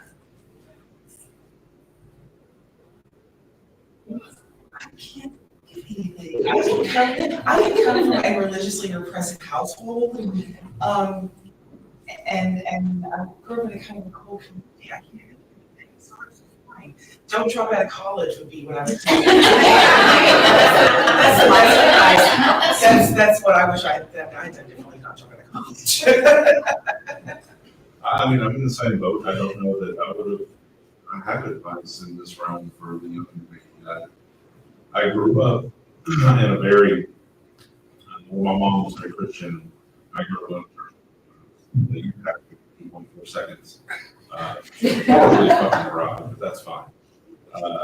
But even though I wasn't encouraged to, academically study these things, I just did whatever the fuck I wanted.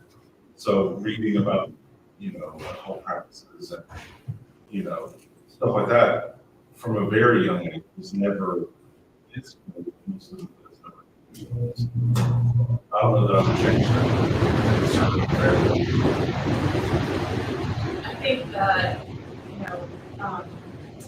don't define yourself to one particular belief system because there are so many different categories if you want to under the pagan umbrella. You don't have to be wicked to end up being witch. I first started off with Wicca and I'm like, wait a minute, this is a little too strict. And then I became a witch and then I became a pagan. It's kind of like where I grew, and then I had a message that it didn't really matter because it's all one big thing in the sky.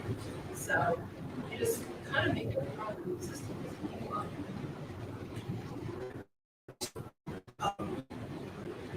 go. A book is not more true. As a book nerd, and I'm sure there's other people here, it was just, the older the book is, that's. I have to admit that I outsource some of these questions and conversations with community members. One of having excellent things, and her advice was, which would also have about it on yourself, your path will change, and that's okay. Well, and I don't know if go over different grounds. Yes. We go through different weather. You're not the same. People who cross this country from one side to the other were not even the same fucking people. They all died off and had births. That's the same way it is for people who learn. Things are going to change drastically. All that. Yes. We're not the same people when we saw the oceans. Also, you don't have to be religious to be a witch. Yes. You don't have to be you don't have to be a religious to do that. You can, I know a lot of atheistic witches who call themselves that. Atheistic witches, they don't follow a god or a goddess. They don't have a quote unquote religion. They don't have. And that's fine because, you know, despite what both books have told us, it's not, it doesn't have to be tied to your faith. And I think to help along with that is you don't let people have their own session. You might have to be order to practice witchcraft. You can stay where you are and have witchcraft. It's kind of like, Well, that's what Catholicism is witchcraft. right. Right? I mean, That's what it is. Mormonism too. That's high magic that they're doing here. Yes. Yes. Yeah. Absolutely. Yeah, I knew this like super religious, like super lady in because I used to work at her, and she worked with angels, and she called herself a witch, and it's like, okay, you know, and it was same thing, yeah. Angel tarot decks. Yeah. Angel decks. Yeah. But even really strict evangelicals, like, they have prayer points and like healing little, you know, their palms and their angels and their angels. So they're all like, Then you can tell what Jesus. Right. The earliest, right, they would sit in a circle, and each Sunday a different person, they would switch the role, and they were egalitarian and she provides. let's talk about, you know, one thing becoming another thing. It's not that. So, it's where to start. My journey started when I was like 12. I realized that going to church, I was bored, and I really didn't talk about as much as my grandpa wanted me to, because my grandparents were so I started looking at all types of religion, I read up on a lot, and I just found that witchcraft spoke to me in a way that nothing else did, so I kind of found that path and started with it. Because I'm a big nerd, a lot of it came from like reading TV shows, comic books, a lot of comic books. When I was a kid, there were so many movies and comics. Doctor Strange, Leo, just all across the board, Alexander, Hero, Suicide, stuff like that. All of that is fascinating. Let me, we go to the library and try to get this now.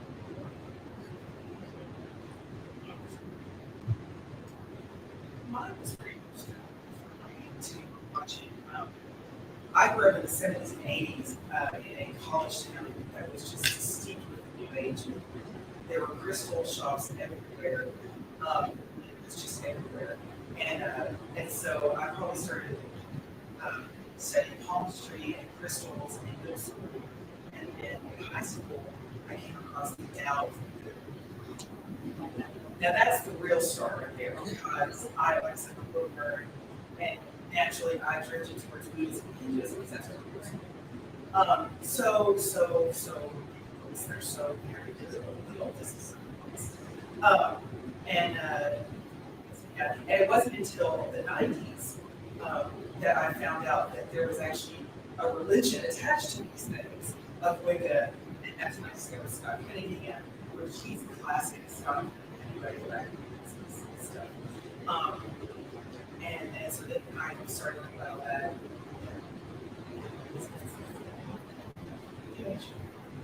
For my 7th birthday, my father gave me a copy of the list of handle by Simone.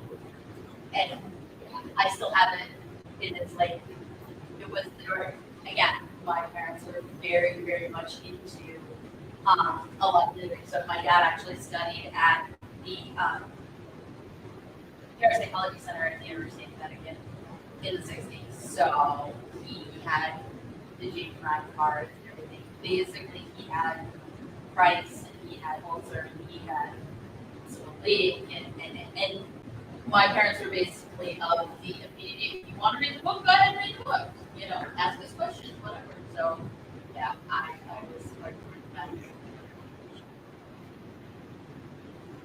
think I had an abnormal experience where most people did that. I have these really strong memories. Like my grandmother used to stay with us while my mother was pregnant with my brother, and we were making chocolate chip cookies in the kitchen. She's like, "And here's how you put magic into the cookies. Now don't put curses in them from your feet and your family. Only put curses in them from your feet and your family." It wasn't until I was older that I was like, so other people don't learn grandma how to curse. I wanted to try it. I wasn't, she's dead. But she didn't teach me what she did. Oh, her. I'd like to ask you talk about our experiences. But ultimately, we're here to make you what you want. Yeah.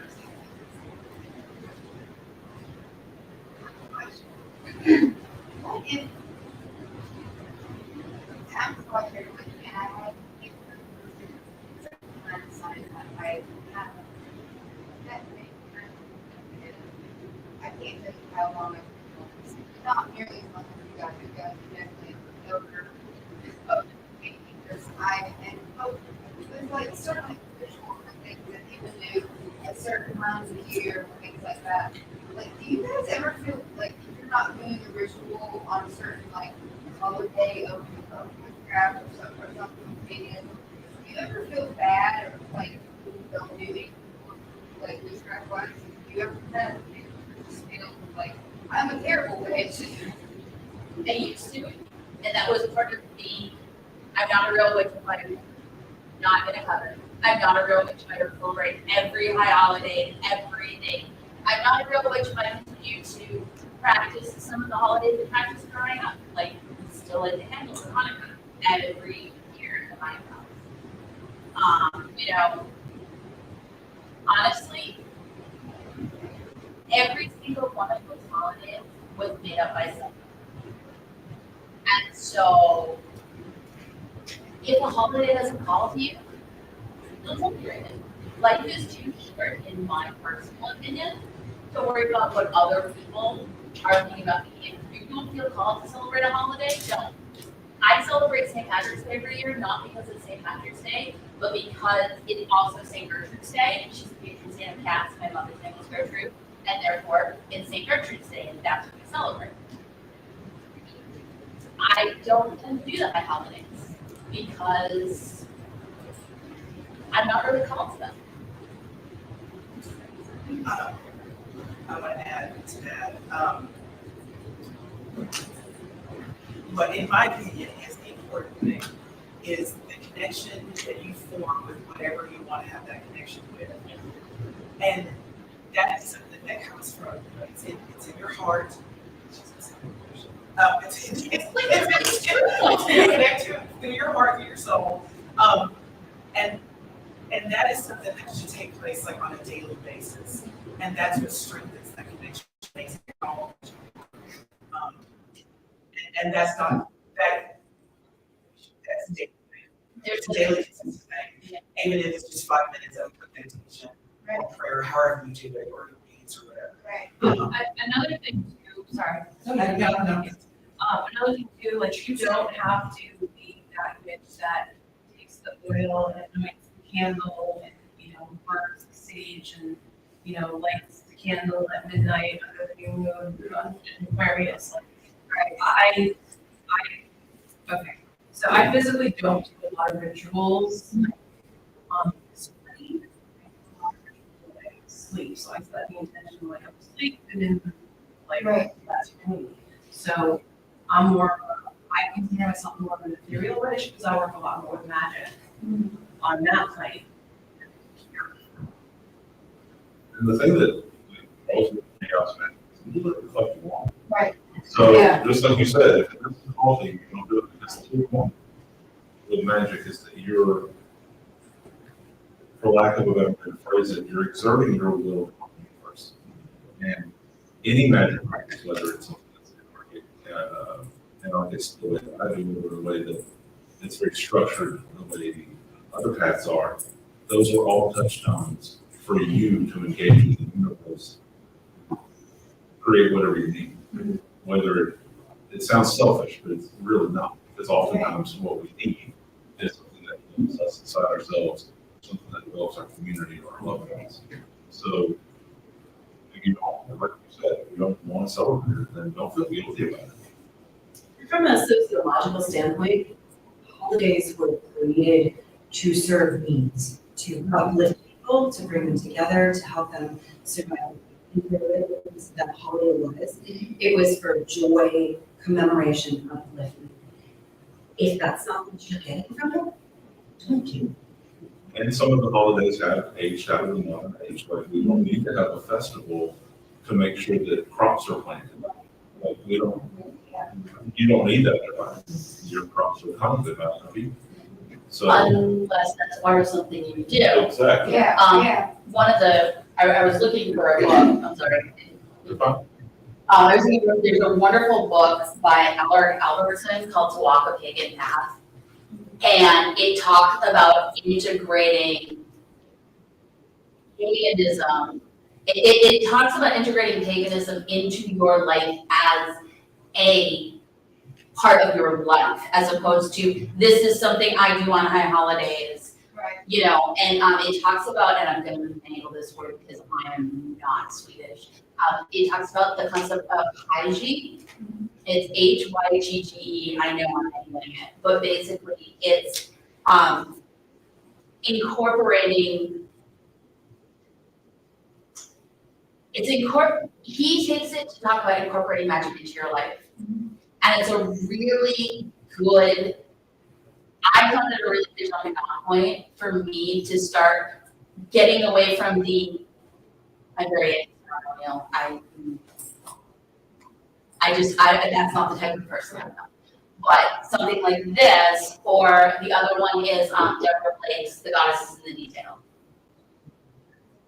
Really good books about incorporating things into your everyday, like when you bake the cookies. This is how you stir in the magic. You know, he talks about things like going out and talking to bees.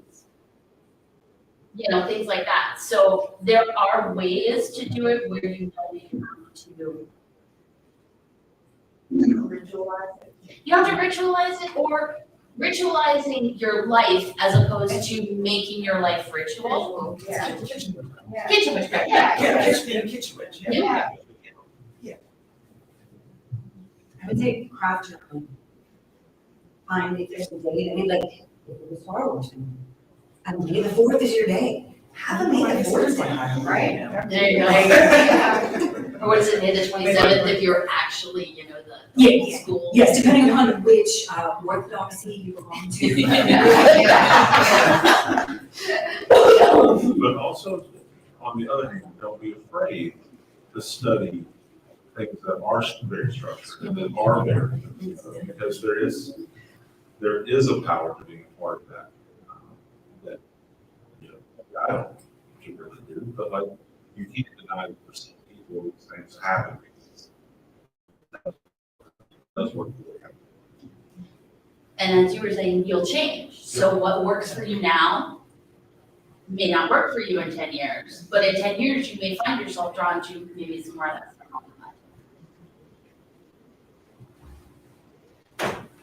Do we have any other audience topics? I do, but only if it fits into this or if it helps someone else. So, having the misfortune of having been brought up in a Southern Baptist locale, find that even though I'm drawn to systems, and I know that that's a part of me, and I know that that's what fills what's missing in my life, and not the organized religion, it's still difficult for me to reconcile or combine the two, because having been brought up in it, it's, and I was telling someone else this yesterday, a young customer, a loyal customer, that programming is very deep, very difficult to overcome. And so even though I'm not really married to it, and there are rituals and other aspects that I want to learn about and practice, there's always that nagging feeling in the back of, oh, well, you shouldn't be doing that, because that's just how you were brought up, whether you believe it or not. So I think Crimson had mentioned combining the two, or being able to combine the religion that you grew up with that, and I would really like to hear more about how you came about that, or how people can reconcile what they do, what they were brought up in, but don't necessarily believe or adhere to, with half of it. Well, for me, I know Northern Baptist and Southern Baptist are different. So my grandfather, he was very open-minded, and as I got older, he understood where I was coming from, so we could have theoretical discussions about where I was coming from, where he came from. And over time, my belief system changed because my path changed. I went from being a solitary Wiccan, going to working in an atmosphere that everyone was hated, except for the Christian witch that we worked with, but she was just paid anyways, because we were all put together. And that was a big family, and in that sense, I was in a coven for a couple of years because it was an eclectic coven. And we would do rituals out in Boston Common. And so I had that experience of learning from elders, and then my own personal message from God and Goddess turned into, hey, it's all one source, and it doesn't really matter if it's Father, Son, and Holy Ghost, or Mary and Joseph, Jesus. It's all the same thing. It's still a Trinity, no matter what you believe in. So, even in my daily prayers, or I'm asking for protection, I do, God is God and there's Jesus. And I don't believe in terms of Jesus being a religious figure, but as a prophet, because even still, that Andrew is still the Son of God, even not in the religious sense, but as a prophet. That's my own personal thing. But it's just taken me a long time to incorporate all of that.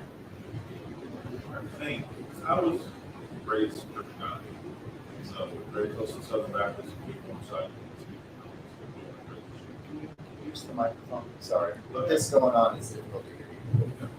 So I was raised Church of God, which is like Southern Baptist, but speaking of. And I believe that what you're feeling, that nagging in the back, is literally inner trauma. To recognize that will help you work through it. And it's just going to be doing work, like it is with any other trauma. There's going to be parts of you at times that's going to flare up. You're going to feel that, maybe I shouldn't do this. This is too,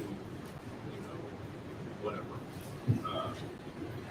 And it does take time and consistency to get up your heart. If you really feel drawn to a path that you're exploring, to stay. Because it's always easier to go back. It's always easier to go back and and it's much more difficult to keep going forward. But that's really what it is. And finding other people that have similar situations, similar feelings, and help through it, self-determination. I don't know if that helps. Yeah, finding similar people is going to be difficult. So online, is it these days to find, there are orders of Christian witches. said, finding others. But I would also say, if you think about magic, like you need, that you're getting what you have. You can take a recipe that has something in it and pull out ingredients that people are allergic to and substitute with other ingredients. And so, for example, Kristen talking about God is God and Jesus. I think a lot of what I've seen successful Christian religions do is to treat it like a food. And they're removing the overtly pagan elements and putting more Christian things back into it. Whether it's praying to the Virgin Mary, or whether it's praying to the Trinity, or There's Sophia too. that too. So we Yeah. have, bless Sorry, our house with we have a goddess in Christianity. yes, yes. Another thing, you know, if you want to practice magic, you don't have to think of it as a religious ceremony, a religious thing. You can take it out and think of it as prayer or intention is another great word for it. So you don't have to invoke any sacred deity or whatever. You just put your own thought into it to protect health, and you don't have to be crystal, whatever. It can be a piece of paper or dust or sand, whatever it is. It's meaningful to you. The simplest parts of a ritual or spell, it's shared between pagans and Christians. So it's the water, salt, candle, incense, saying some words or singing or music, something like that, to the transcendent. Not transcendental cause. Transcendent, yes, thank you.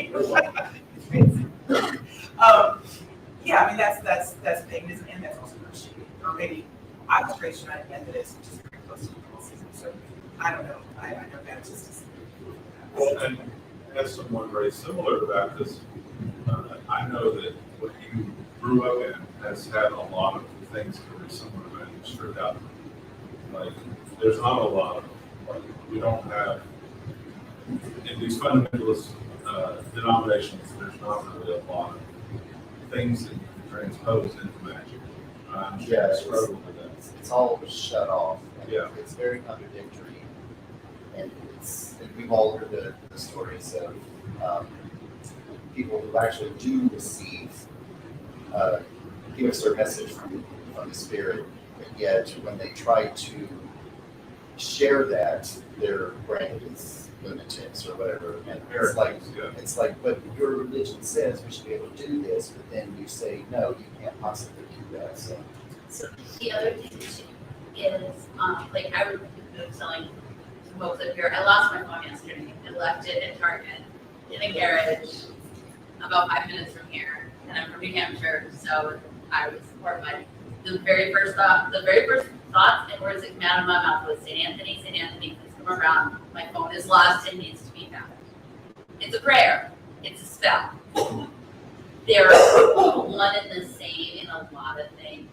So, my father was about as last as Italian as you can get. My mother. Well, if you can lapse in Judaism enough and not fall off the wagon, that's about where she was. We went to temple on the high holidays because, well, better safe than sorry. And we did Hanukkah because we got presents. This is very important in a household with 4 children. You get presents. But one thing that we were always taught, and what the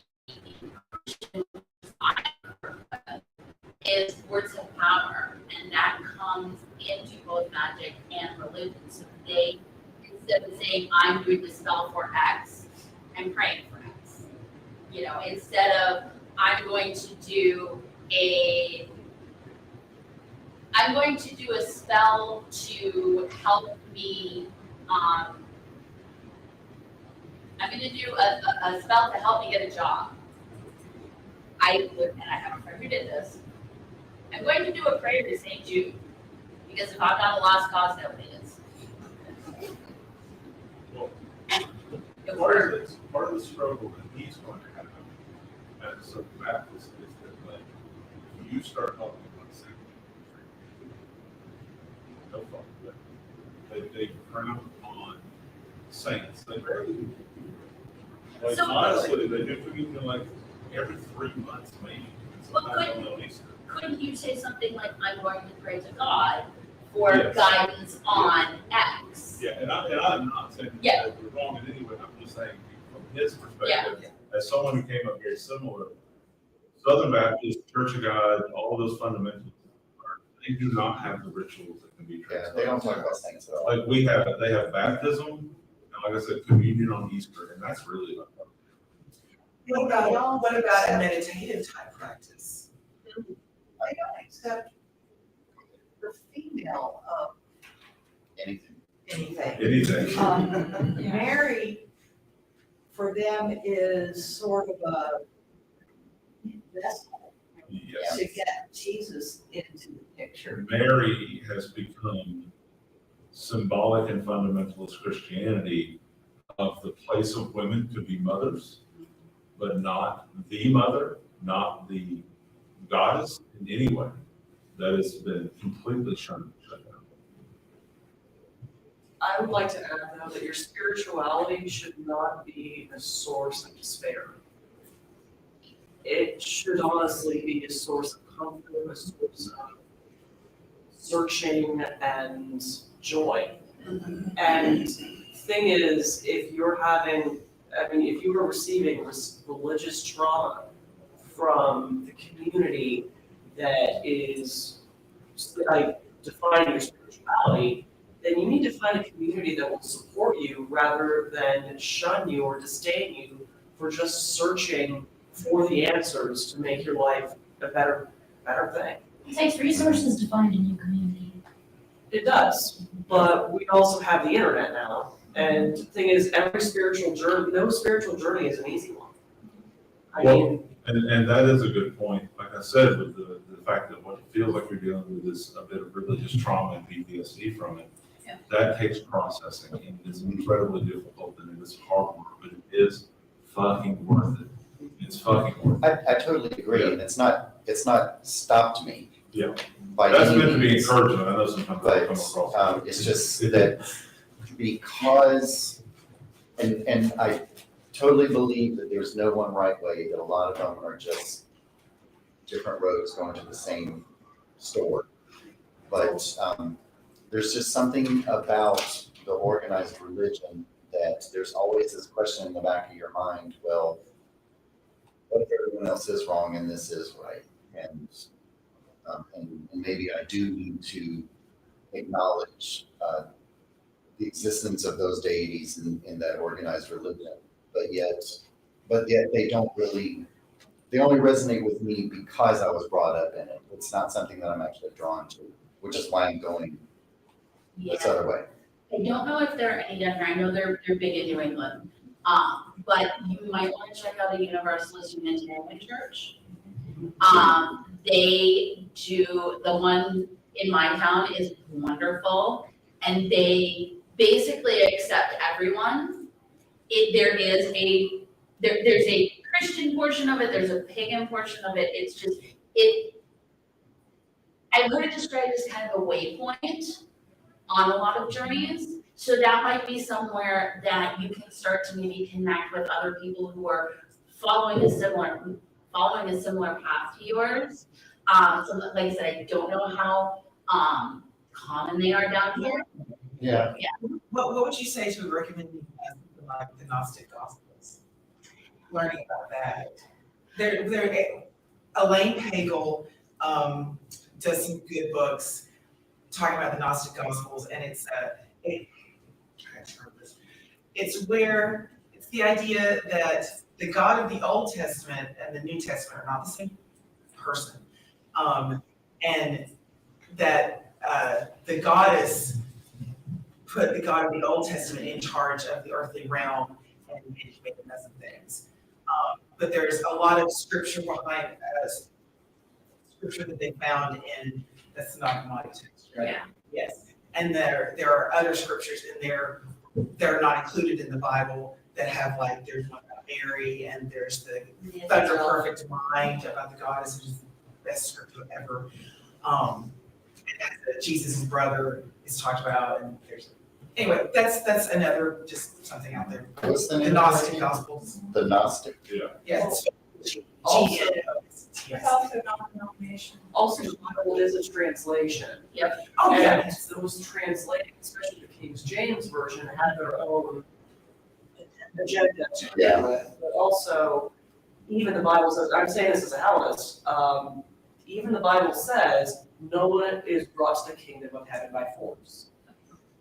And thing is, if you actually look at these texts, if you look at the history of these texts, you have what was intended and then what was the interpretation. And was that interpretation to actually help people or to control people? I think organized I religion. mean, a lot of the Bibles is all book. Yeah. I mean, But also for a function society, not necessarily. I'm sorry. I was brought up Catholic. I had a Baptist preacher in Florida tell me I was going to hell because I was brought up Catholic.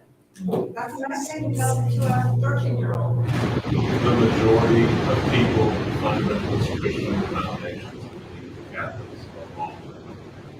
And they don't say it out loud, it's their assholes. They all believe it, that's the case. It's because Catholicism says. You don't say it out loud. Yeah, it's because, again, this is stuff that people don't admit, but it's because, first of all, it's just all like subtly throughout the empire. But secondly, it's because Catholicism has, first of all, they're very ritual. And there's this belief in fundamentalism that it's the Bible is sola scriptura, there's no aggravated way. It is the final word before we have. So the concept that the Pope can have a revelation and give you new knowledge is just not something there is. And then also is the fact that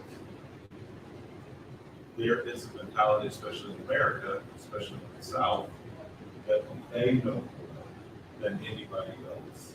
And Catholics say, you know, we were the first.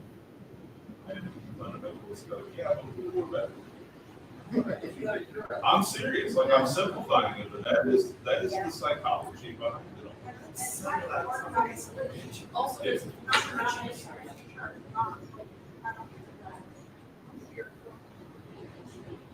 I don't consider non-denominational church. And they feel they have a better, they have more knowledge and more insight than the Baptists. Yeah. I'm saying they do. It's true or not, that's what I feel.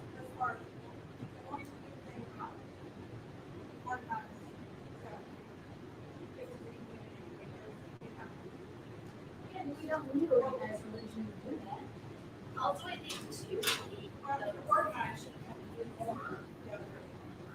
Well, it also going back to part of this is the fact that religion and magic don't have to be the same thing. You don't have to have a religion to do magic. You can work magic without being part of being a Catholic or being anything. Yeah. So it's very possible that your religion and your magic are going to be two separate things. And for some people that works. If it's not working for you, if you're feeling that you're having issues with it, then I'm going to agree that you're working through trauma and it's going to take some work to get through. But And I don't think I said it would be the best because it makes some suggestions. As I say, I've been a couple times, but Yeah. I've gotten to the point where I'm so turned off with the idea of going to any type of church that I'm very resistant to it. But I do know people that are a part of it, and so I can at least reach out to them and find out.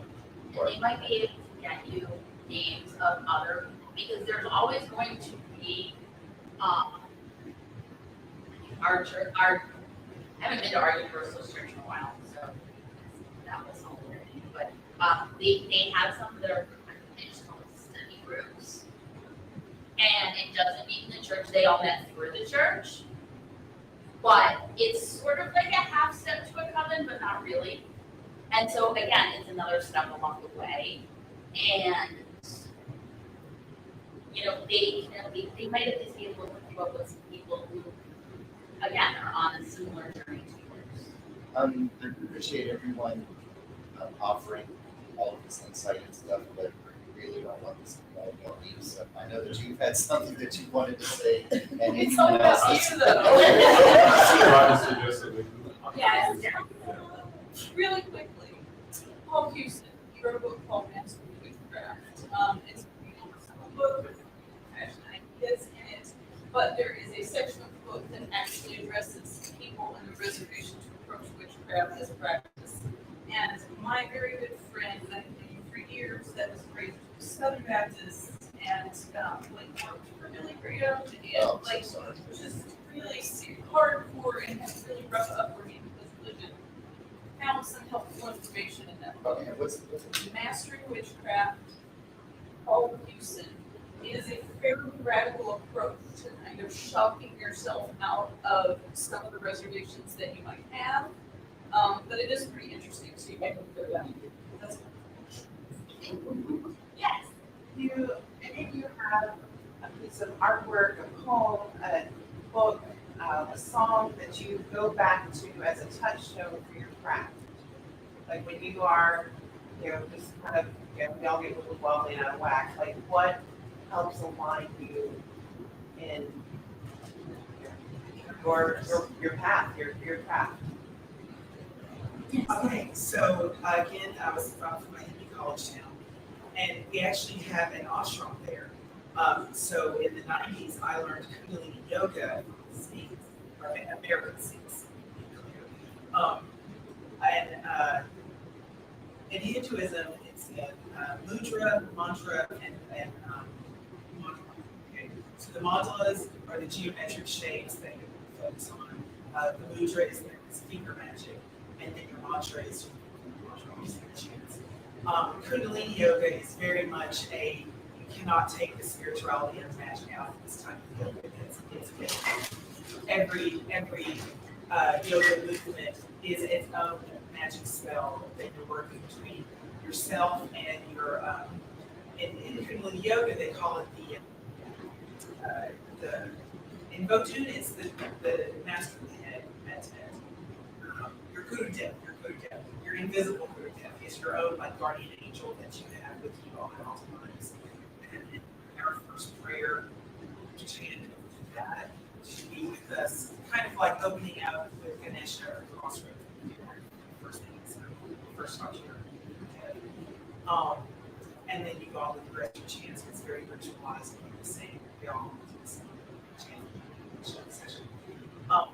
And so that is so just baked into my mind, the Satnam and the Gurdev, that whenever I would find myself chanting them randomly throughout the day, if I lose my phone, automatically that's the first thing I do. That's my Gurdev, to help me out, and yes, that's a good. And that's the closest thing I've got to organized religion since the day. Mine is Invictus, the whole 5 billion or something. And that is my touchstone. It's written on my wall in my bedroom. It's my father taught me when I was very young, and that's always been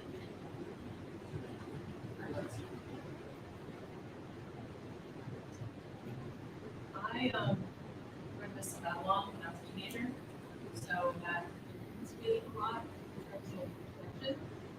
So I think that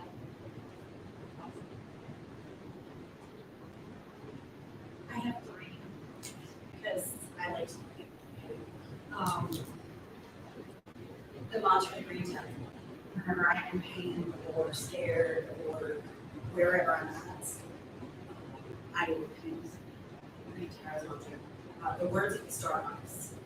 As trite as that may seem, there are points in my life where it comes back to me and I go, oh, all has oh, and it would just suddenly hit me what that passage meant and it home farming, and then obviously I'm a Star Wars nerd, so often I would wander around chanting the Force is with me. Yeah, actually, yeah. Yeah. I'm one with the force. And the Force is with me, Yeah. yeah. And that, Yep. I mean, when I was lose touch, there's a book of poetry called Ophelia Wears Black by Segovia Emil.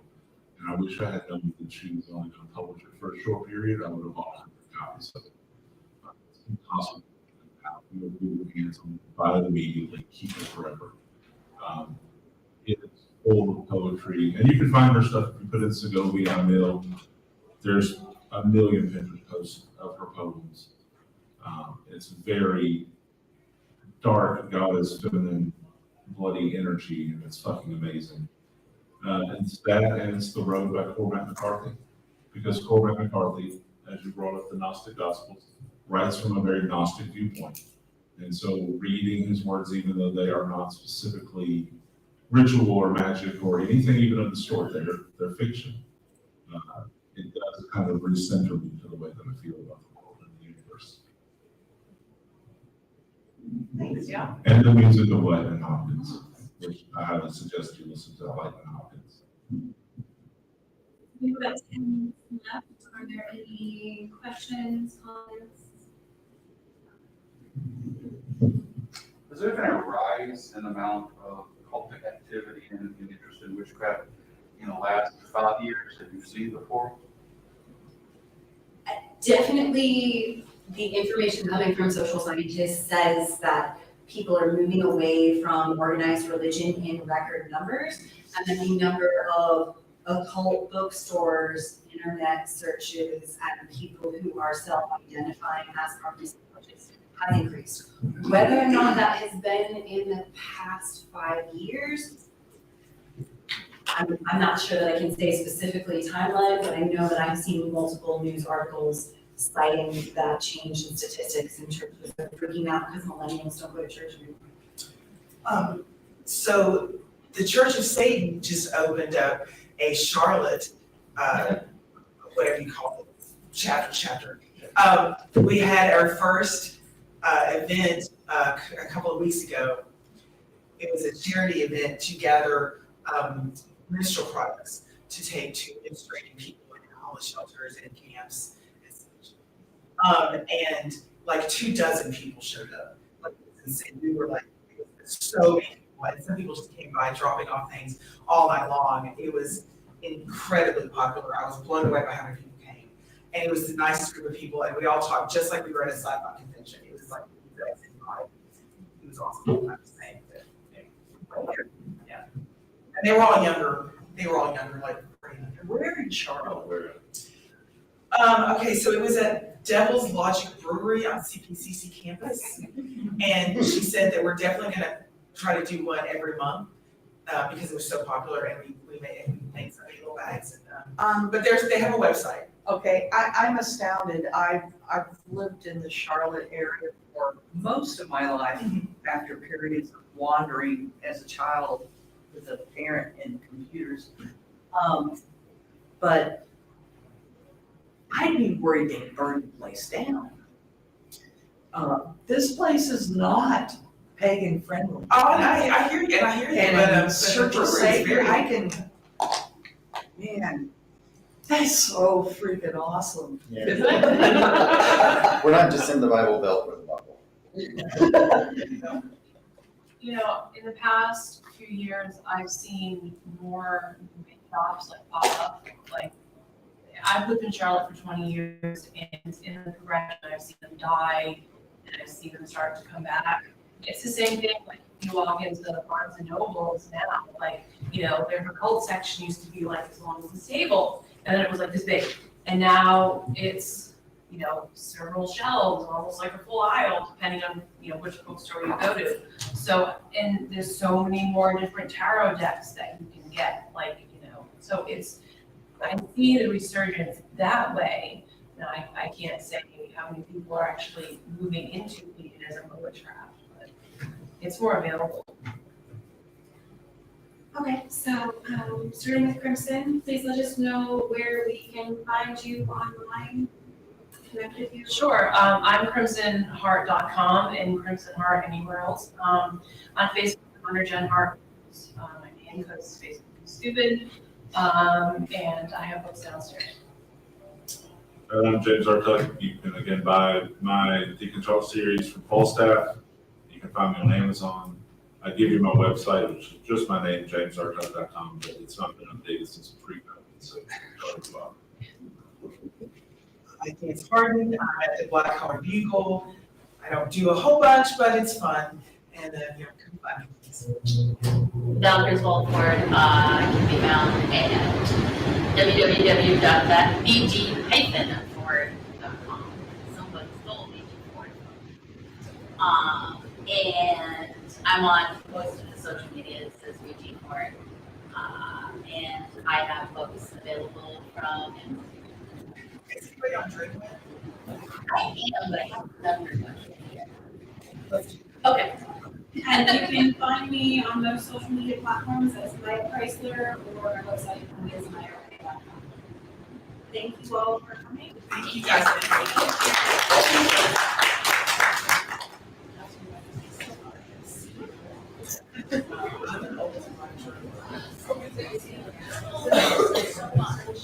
Yeah.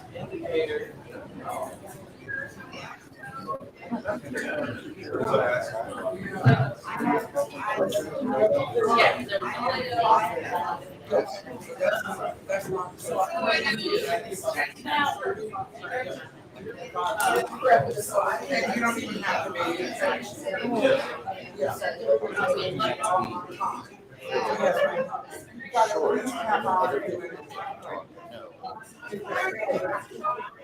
Apparently it was necessary. I hope that other people found value in it.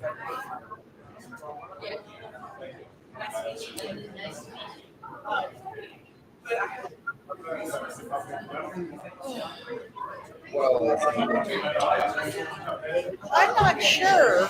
I haven't been able to find her.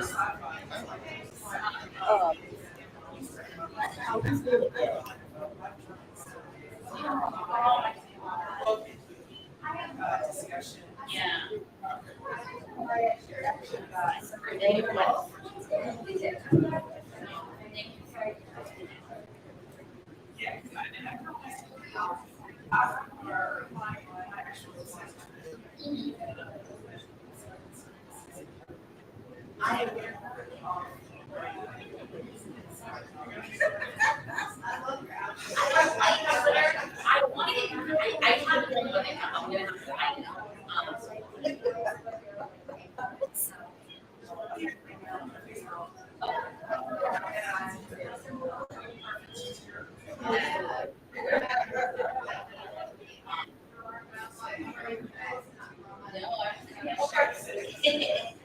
I drove down.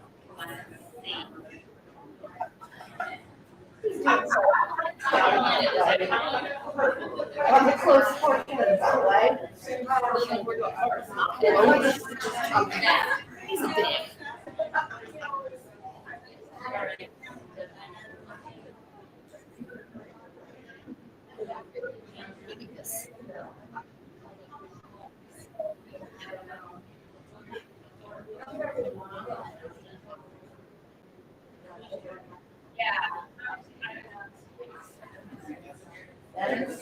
Well, we're still.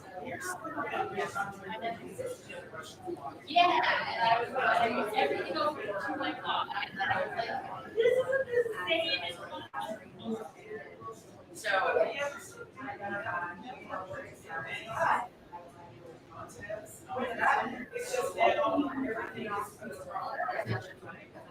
Yeah.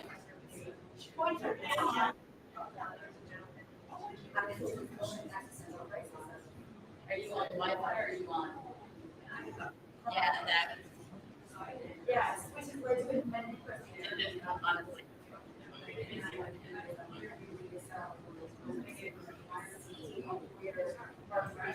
Started out, the race group started South Africa.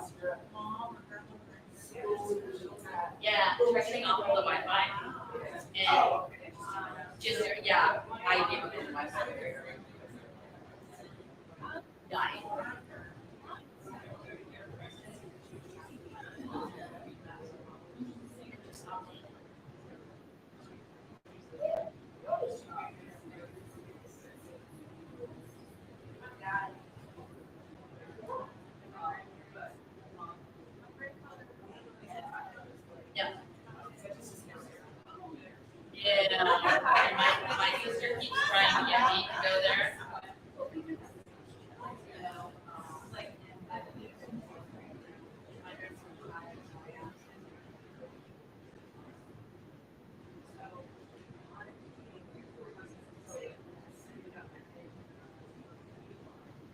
Right, right, yeah.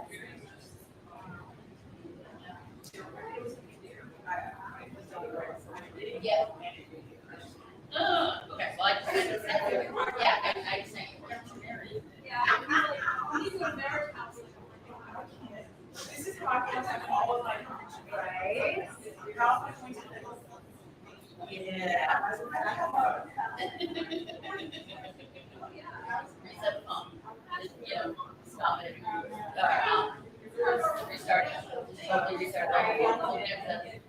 All that I can do.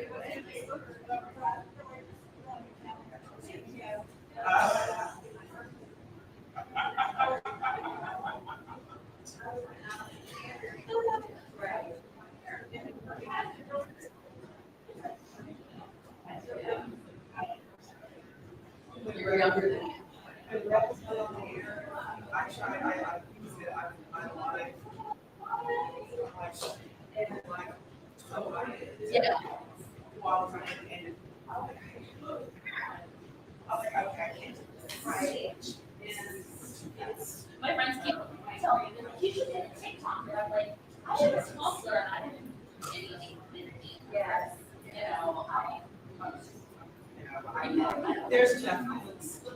I have enough things I'm thinking of. yes. Facebook works fine, so I'll stay Facebook, I'm sure it's all great. Right. I'm gonna be free. And Okay, yeah, I just did a 48 this year, so. You're on that.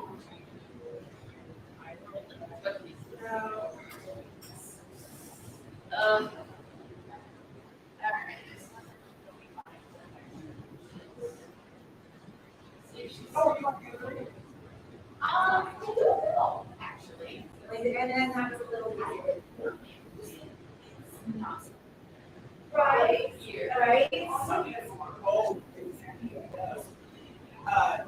Reading and surfing is all right. Really? Reading and surfing. Right. Might have to check it out. So nice to meet you. Nice to meet you.